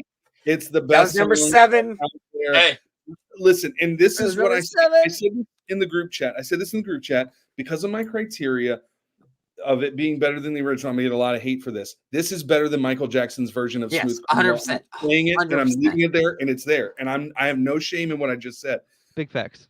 Listen, Yeah. we can respect who did it before. We can respect it, and this is no knock on it, but we can't deny the fact when something comes along.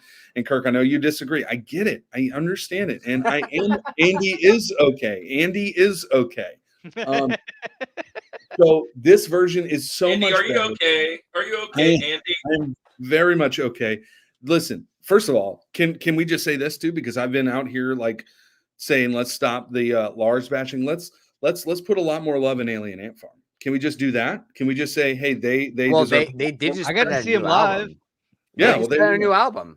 Like yeah, years that's what I'm ago. they're saying. working. So they're still working. out there. They're still doing it. But yes, man, I love Mikey, but that cover is so much better. You're so Yes. right. I had to say it. And I Baby was going Dennis. to say it. I had to say it. Can I just It's say so good. I don't deserve the hate. that you're bringing. Movies. Because this is the song that was in my 4 that I moved out. Yeah. Because I had a feeling you were going to say it. Yeah. And I was like, and I didn't know I put in another one that you were going to say because I was like, man, hopefully I can pull one that we forgot because it wasn't really like The original. I just moved numbers. Listen, the original, again, it goes to the criteria of doing something different with it. The original, Yes. I think listening back to it, it's too slow. Now that I've heard the Alien Ant Farm version, I'm like, it's come on, amazing. guys. Come on, Michael. Pick it up a little bit. So Don't forget two things that are really awesome about this song is the video is like backyard wrestling. Yes. Yes. And the second 100%. thing is they actually do the lean in the middle of the wrestling thing. Mhm. And the I wrestling know the ring. video is Yeah, great. bro. The video is It's great. so I good. remember that back in the day, and I was like, "Oh yeah." Dude, I love this song. So And I wish Alien Ant Farm had more stuff. I mean, they do. They have a ton of stuff. They just put out a new record. But here's the thing. I'm not saying that they don't have a huge library of stuff. It's just not things that I would listen to. Fair enough. So I'll never forget I was in 5th grade or 6th grade at Chafunkton Middle School in Mandeville, Louisiana. And this song had just come out. Yep. Woo-woo. So Alien Ant Farm's cover had just come out, and I was at a dance, and I went to the DJ, and I was like, "Hey, can you play Smooth Criminal?" And he's like, "Yeah." And then all of a sudden, Michael Jackson's version came on, and I was like, "What is this? No, what is this? This is not what I wanted." You did not. You didn't read the room at all. I feel that every time I hear Michael Jackson's version of This is not the one I want to hear right now. Yeah, Andy corroborate with me, but remember the box? The box? Yeah. Me and my friends, we just get on our phones and be like, yeah, put in the little code or whatever to request your video so we could see the Alien Ant Farm video.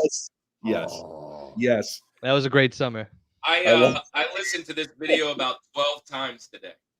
I'm not kidding. So good. It's so good. Andy. He's got the line right down the middle of his head.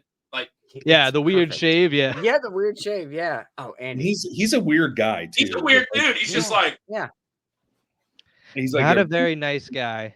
Oh, really? No. Yeah. Well, I mean, when I went and saw him with Jesse, like years ago, like I hadn't even joined Happily at the time. But we went and saw him, and he was just a jerk. Like, he didn't want to be there. I think it was like his mom's birthday or something like that. And he was like, yeah, it could be my mom's birthday, but I'm here playing for you guys. This is good. Finn says, Michael's version is Renegades of Funk original to Alien Ant Farm's Renegades. That's so true. Thank you. Good job. Very good comparison of the two. But hey, man, you know what's really cool? We're not done talking about covers. We're still No, we're not. No, we got another 2 hours. We got another 2 hours. Let's go. 2 hours? Let's get it. This is This about man's all about our wild. intimates. It's time for our honorable mention.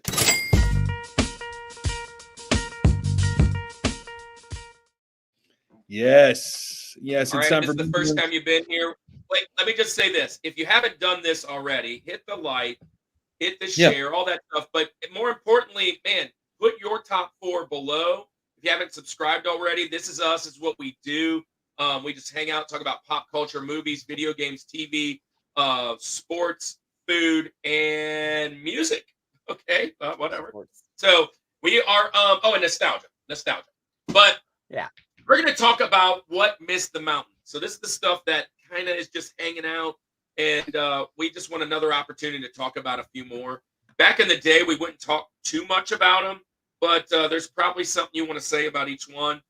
Daniel, you're starting and you're ending, so it's Daniel. Okay. So it's like fantasy style draft. So Daniel, Trevor, Kirk, me, then Andy, again, me. You're Kirk. I was going Kirk, me, whatever. Andy twice, then me, Trev, Daniel twice, Trev, me, Andy twice, me, Trev. You finish it off. So that's how we're doing. Kind of Clear as mud. And Clear here's as the mud. catch. You're gonna have to remind me. We're gonna do We gonna mess 10 it up. more picks, everybody.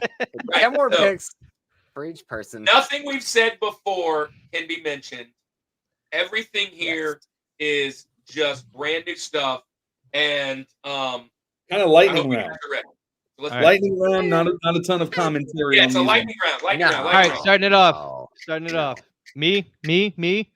Yes, Nope. you're up. All right, yeah. So I'm gonna go with "Space and Time" by Tyler Childers, originally by S.G. Goodman, but not the recorded version he did. There was a live version he did for some YouTube channel, and it's infinitely better. Just the pacing and everything of the song is just way better. But that was almost on my list. That was almost my Rosie. But yeah, dude, he crushes that cover. Fantastic. All right, Trev, you're up. Well, I can't use one of mine now because David decided he was going to put it in the comments. You can say it. You can say it, and we didn't say it. It's in the comments. Nope. He's got 94 to choose from, so might as well just let him eliminate it. That's fine. Yeah, no, it's fine. I'm actually gonna crush more. I can't crush more, but I'm gonna crush on Daniel a little bit. Turn the Page by is my first Benji. We crossed that off my Benjis. Yep. It is like I love that song, and the fact that Metallica took it and made it their own. Oh, so good. Just Garage so Inc. good. in general is just that It's album. so good, rock, dude. It Like- rules, man. Like Bob Seger is like this. Yeah. He's one of my favorites. Night Moves is in my top 10 favorite albums of all time. Bob Seger and the Silver Bullet Band, man. Come on. Add a baby Daniel. But no, yeah. No, Dennis. No. No, Dennis. No. No. Not that song. That song is for no one. All right, Kirk, what you got? What Mr. Mountain? All right, I'm gonna go with. I don't know that this one's necessarily better than the original, but the story is amazing. I am going with Bad Wolves' version of Zombie, which was put out because of Dolores dying, and it was a tribute to her. It's fantastic.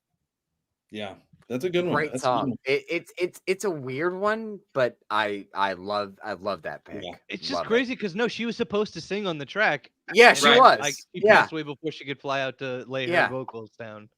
Crazy, man. That's wild, man. All right. Yeah. So I know we don't do criteria here, but so that's the point. I throw my criteria out when it comes to Benjamins. That's part of the reason they didn't make the mountain, but there's just still great covers that I want to mention. So this does not mean that it's better than the original. Most of them did do something different. Otherwise, I wouldn't have even picked it for Benjamins. But I'm going to go with "Hard to Handle" by the Black Crowes, originally by Otis Redding. Yes. I know. I love the Otis Redding cut version. Obviously, Language. Black Crowes, man, is just so good. It's just so good. It's just so good. It's just so good. But yeah, the Black Crowes, "Hard to Handle." I'm sorry. And- I'm sorry, guys. I'm Stop so saying ones that sorry. excite them. Here we go. So sorry. I know we're My I'm so next sorry. one. He's used to his show, guys. He's used to his show. That's okay. Yeah. So "Hard to Oh. Handle," Black Crowes is going to be there. And then my next pick is I'm going to go "The Boys of Summer" by the Ataris. And Dude. I got to Don't see do that. this. I got to see that performed live by the lead singer and guitarist of the Ataris at the Green Room. Yeah. Yeah. I think Yeah. Dennis booked that show. Yeah.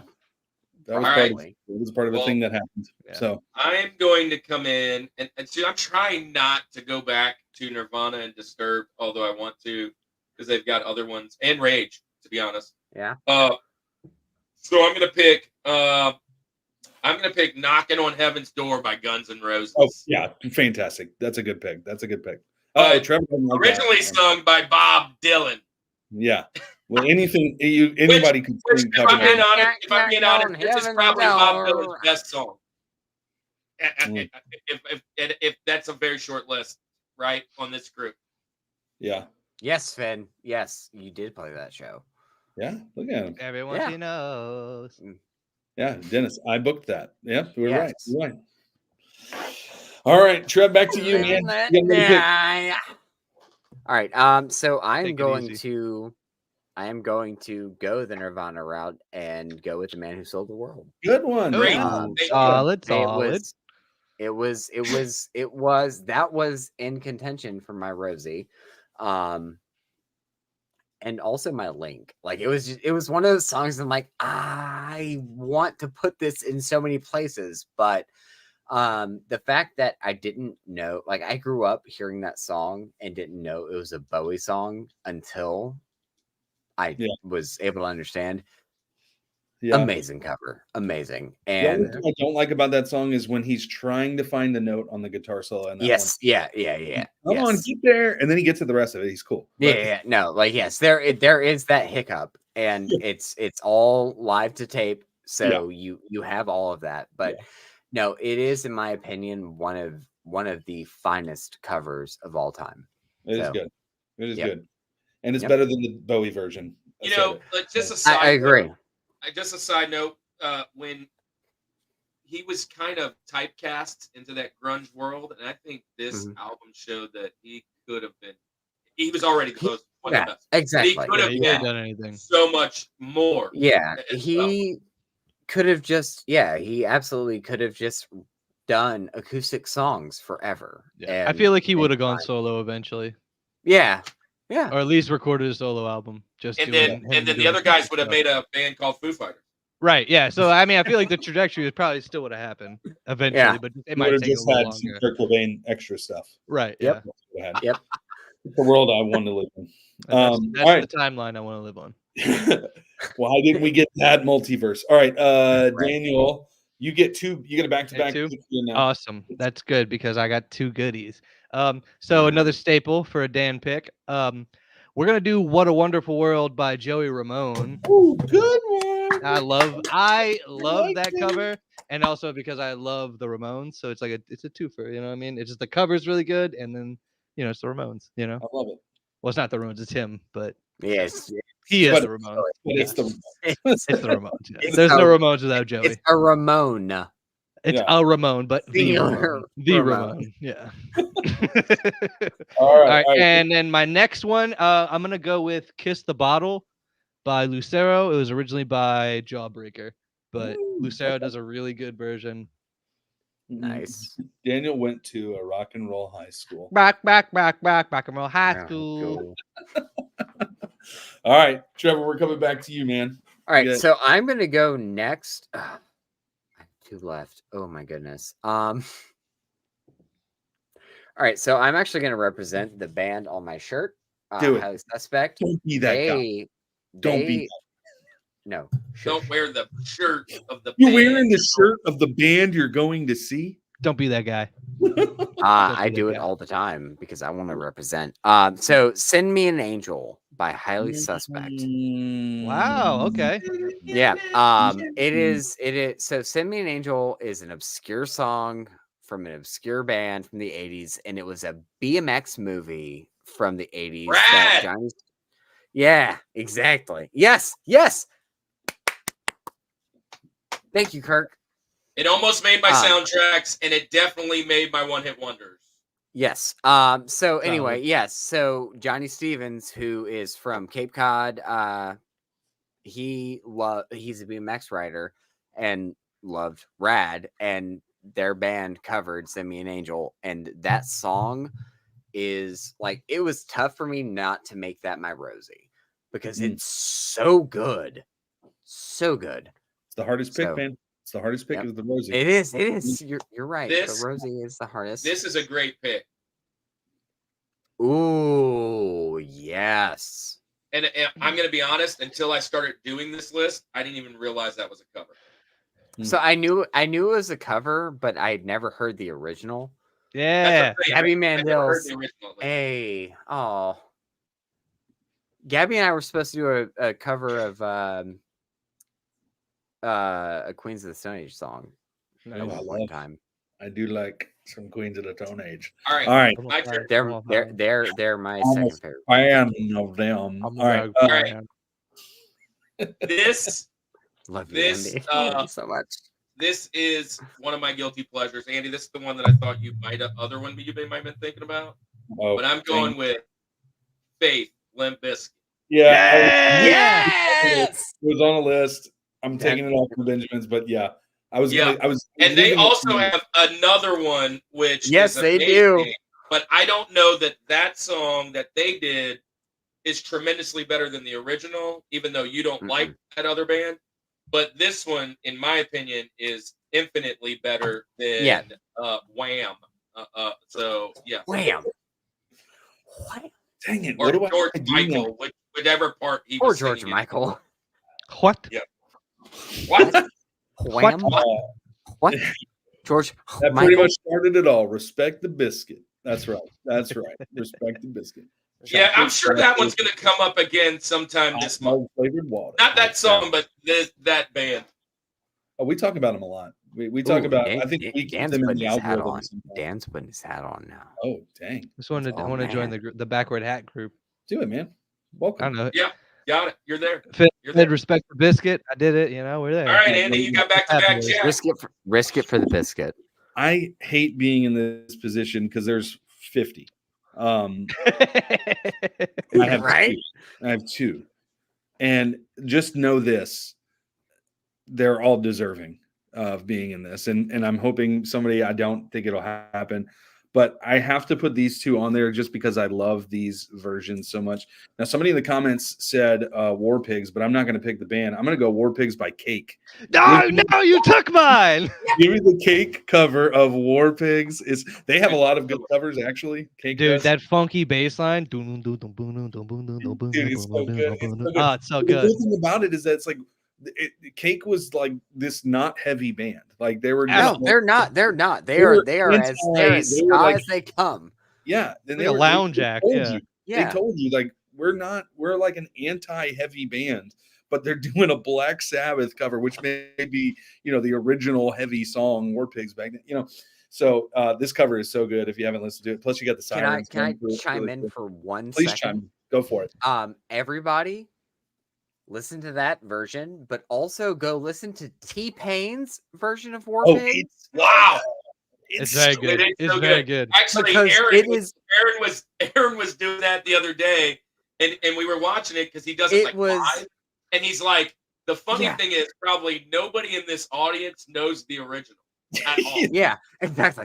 But it is like he did Tennessee Whiskey, he did War Pigs, he did watch on top of the covers. If you have Spotify, if you have Apple Music, if you have Pandora, on top of the covers by T-Pain. Yeah. Download that album and just listen to it all because it's incredible because that man can sing. Well, Dennis had a good point. Acacia Strain did a really good cover of War Pigs. Who's that? Yeah. While we're on this, can we stop the T-Pain slander? No, I'm just kidding. Yes. No. Actually, no. Honestly, if anybody, auto-tune in that version when he's live, and he sounds has an amazing voice. Yeah, he's a great. T-Pain proved I think he did that. I think he did that show to prove I'm not just auto-tune. I'm a vocalist. I think did he win the Masked Singer this first season? Yeah. He won. I think he won. I think he won first or second. Yeah. But no, T-Pain, incredible, and he just destroyed War Pigs. I was not prepared emotionally, mentally, physically for his version of War Pigs, but he just was like, yeah, I'm gonna show you guys that I can sing. Yeah. All right. So Oh, my God, last that's- pick. This is my final one. I'm going to do this because I think I may tick Daniel off again because this may be. You have a long list, so you'll have other ones to pull from. But I started my list with Johnny Cash. I'm going to end Oh, it. But on the no. flip side, I'm going "Ring of Fire" by Social Distortion. Oh, You guy, you. It's so good, dude. Social D is so I'm good. mad. No, I'm mad at you, Andy, because Yeah. that was mine. I love Social D. They're so good. That 90s kind of is so. Yeah. I love Social Distortion. And I'm a their fan. cover of So- Ring of Fire is fantastic, and it's not I- better. I mean, it's so different than the original, yeah. Gee. but gee. I love it. I love that cover. Yeah, so I I've don't know seen if I Social remember D twice. if I ever told you this, Andy, but my very first roommate in college was one of those like random in the dorm find this person, and dude, he was the Social Distortion guy. Like he introduced me to all There's of it. always Like that guy. Love he it. had shirts and hats and socks and posters and blacklight stuff and everything. And He was the guy. He loved everything Social. He was the Distortion. guy. Yeah, You he's want to that stay guy. away from Social D guy, but you also want him close by. Yeah, of Don't know course. why. You want him on your side. Hey, but you I don't got a necessarily want couple. to know him. You're not going to get lunch with Social D guy. Yeah, no. I got not a doing couple, that. but I'm going to save some of them because I think I might need them for our Guilty Pleasure album Yeah. or time that we're hanging out. And by the way, Yeah. Andy, is Guilty Pleasure going to be songs or bands? Songs, It's songs. absolutely Okay. songs. Okay. I have no guilty pleasures though. That's the issue I'm running into. Well, that's why I was No, thinking there's- band that's because no there's several issue. songs of each band. But anyways, I'm going to go with one that is definitely not a guilty pleasure. One, I love when a song is taken out of like a different genre and inserted into this one, No. and I'm going with Cameo. Word Up by Korn. Yeah. Word Dude, up. I love That's Korn. awesome. But this is so much fun. It's like, wait, they're It doing is Word such a Up. good song. What? What? And the They're doing music, Word Up? the music video is So weird. It's weird so and weird, good. dude. It's so good. Word Jonathan Taylor was like, "Hey guys, let's just sit here and get sandblasted and have a great time, Yeah. and also invite Exhibit, Wu-Tang, and all the rappers." It's love so it. good. Love I it. I love love it. I'm into it. All right, Trevor, since I took yours, you have one of the other 65 on your list to pick Yeah. from. So I'm actually gonna take a page out of Kirk's book, and I am sure that Daniel's heard this. Andy, you've probably heard it too. Kirk, you probably have heard it as well. But when you take a rap song and turn it into a hardcore song, it's impressive to me. And the fact that it didn't make my list just makes me feel good about my list. Do it. But I'm gonna take Lollipop by Framing Hanley. Yes. Yeah, you are. Yeah, you are. That's a guilty It pleasure. is. I thought for a second you were going to take "Baby Got Back" by Throwdown. I was almost. It was so close. It was so close. But I listened to both of them this morning in the shower, and I was like, "Oh no, Lollipop by Framing Hanley," because they just turn it into a hardcore song. It doesn't feel like a rap song at all. At all. Like they took it and made their own. So yeah, Lollipop by Framing Hanley is my final. That's my Mr. Irrelevant. That's my Tom Brady. I love it. And we got a real Brock Purdy coming up right now. Yeah. Boy, do we. That's a sports reference, Eller. Yeah. I Oh, don't Daniel. Yeah. It's sports ball. Explain it to me. I don't know what you're talking about. Yeah. All right. Touchdown. Okay, cool. Daniel, I get you're two? up, I man. get two? Finish it Oh, off. you have one. You have one pick. One. Your final pick. My final pick. My final pick to It's the close us out. final. Well, I mean, we're gonna do the guilty That's a good pleasures cover. after. That is a good cover. Actually, so mine. Andy, you took two of mine. Yeah, I know I You took did. Social D and Cake. I know I did. But you know what? I'm gonna go with, dude. It's About a because Girl one of by my Paul favorite Lamont. Got it. No, never. It's gonna be. I'm gonna go with "Sabotage" by the Cancer Bats. Yeah, you are. I was waiting for it, man. I was waiting for this. It's probably one of my favorite covers. Dennis, That was close. That was like my next one. Oh, Yeah. That Dennis, the fact that didn't end up on this mine is my is text because with Dennis right before calling that one of ours is sabotaged by Cancer Bats. Dude, because he knows me. How long have we known each other, dude? Come It on. was until the end. It was until the end, but you did it. You still did it. So that's good. He said he called it. Yeah, I kicked it around. I kicked it around like so many times. It was my Rosie, and then it was my, it was like my first pick, and then I was like, I'll kick it down because there's you other can songs. tell I that really you were a real usual here, just hanging out because you're like, nobody's taking this. I'll save this to the end. Yeah. I'm gonna. Yeah, I mean, we've been here before. We know what we're You doing. know the strategy of the Benjamins. There's gamesmanship. Act like you've been here before. Yeah. I mean, I feel like I'm one of the few people in this group here that knows the Cancer Bats as a band regularly.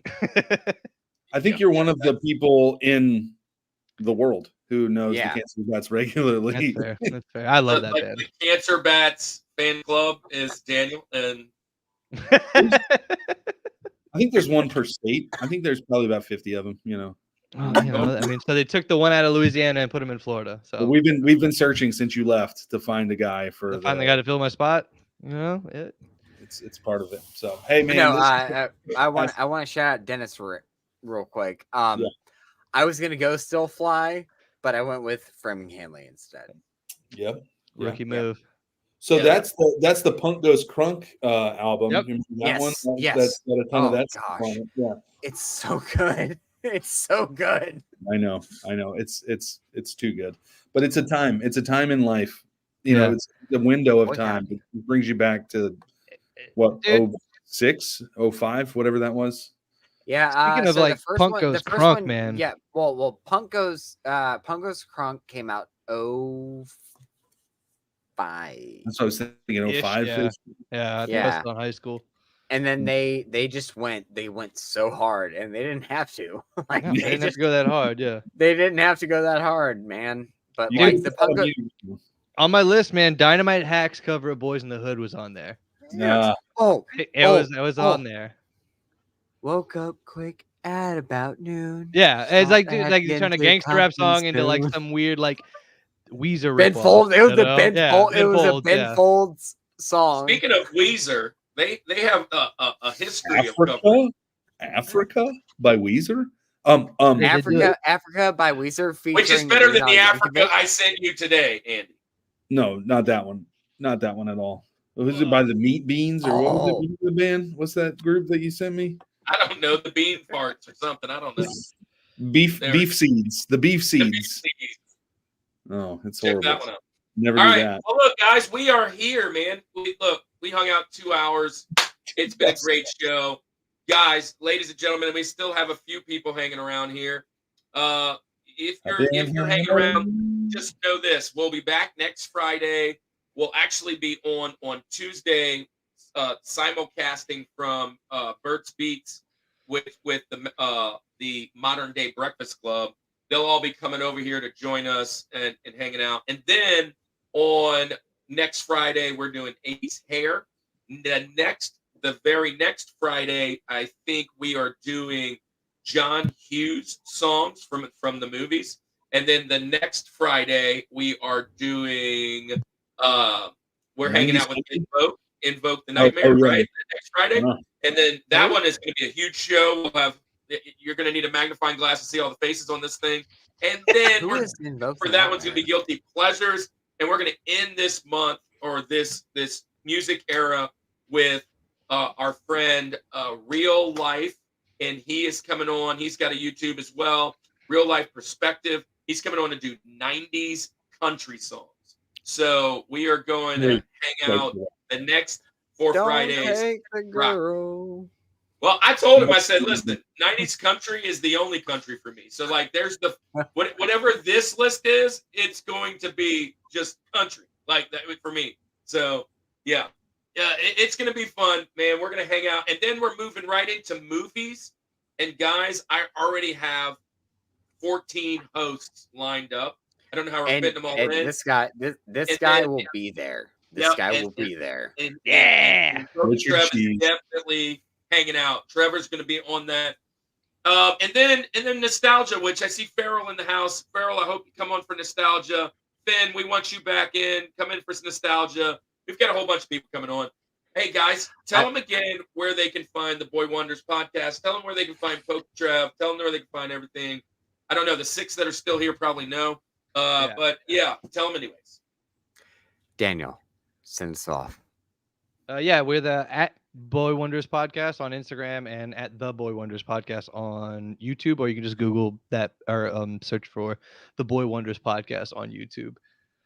Check us out. Like I said, we're on a little bit of a hiatus right now, but we are coming back. We have some things planned to kick it back off. So just bear with us. Go if you haven't seen any of it, watch the 9 episodes we have, and then kick in. Let's get on and talk about X-Men 97 together because I've been. Oh, dude, please, just. All right. Tag me So in, Coach. you heard it here first, folks.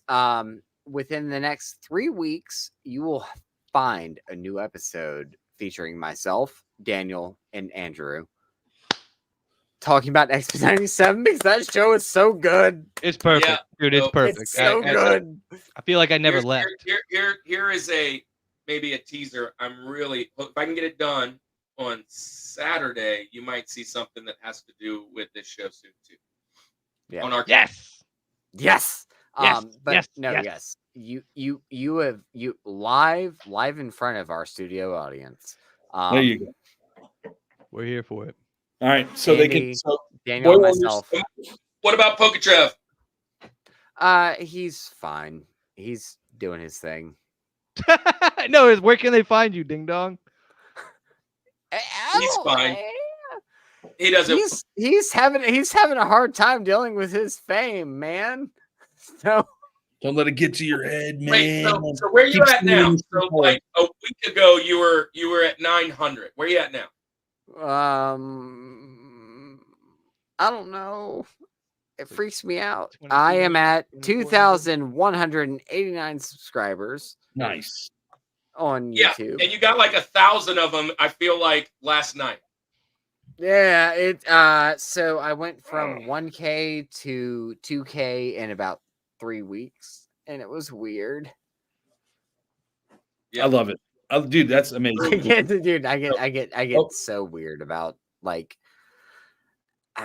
it's anyway. Hey guys, well, let's just go follow him. We are at the Rushmore show. We are at my homie's Casa Day. And look, if you're here Rushmore. because of Pokey Trev, welcome. And if you're here because of Boy Wonder, welcome. And we will definitely always go and hang out in your places because it's a fun stop. But you guys are always welcome back. It looks like Daniel had to run off for a second. You guys are always welcome back to our show. We will have you guys on for movies and TV or nostalgia or sports. We'll have sports ball on. Whatever. Cannot wait for the sports ball. And look, April 19th. We would love to do a Pokemon show. So we were thinking top 4 Pokemon, top 4 cards, top 4 whatever. But we'll probably put that one in the nostalgia. So that'd be a good place to have that. Maybe have some of your friends come on by and kind of chat what's the best. And I promise everyone I will check my language at the door. I just got floored for a second a few times tonight. I apologize for that. Trevor got me over here being sorry. I had to run. It was emergency. I had too many sodas. I drank 13 Dr. Peppers. I 13 Dr. Peppers. I had to go pay. Andy, I think it's time to tell our friends goodnight.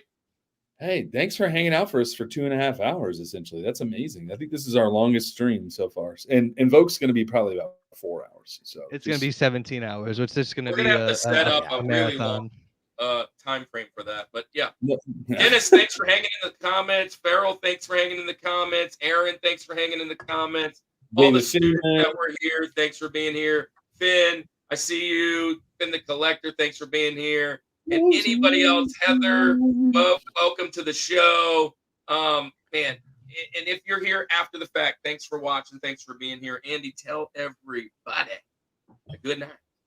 Well, let's end it like we always do. This is the Rushmore Show, where it's all about you, this guy right here that's looking, you. It's your top 4.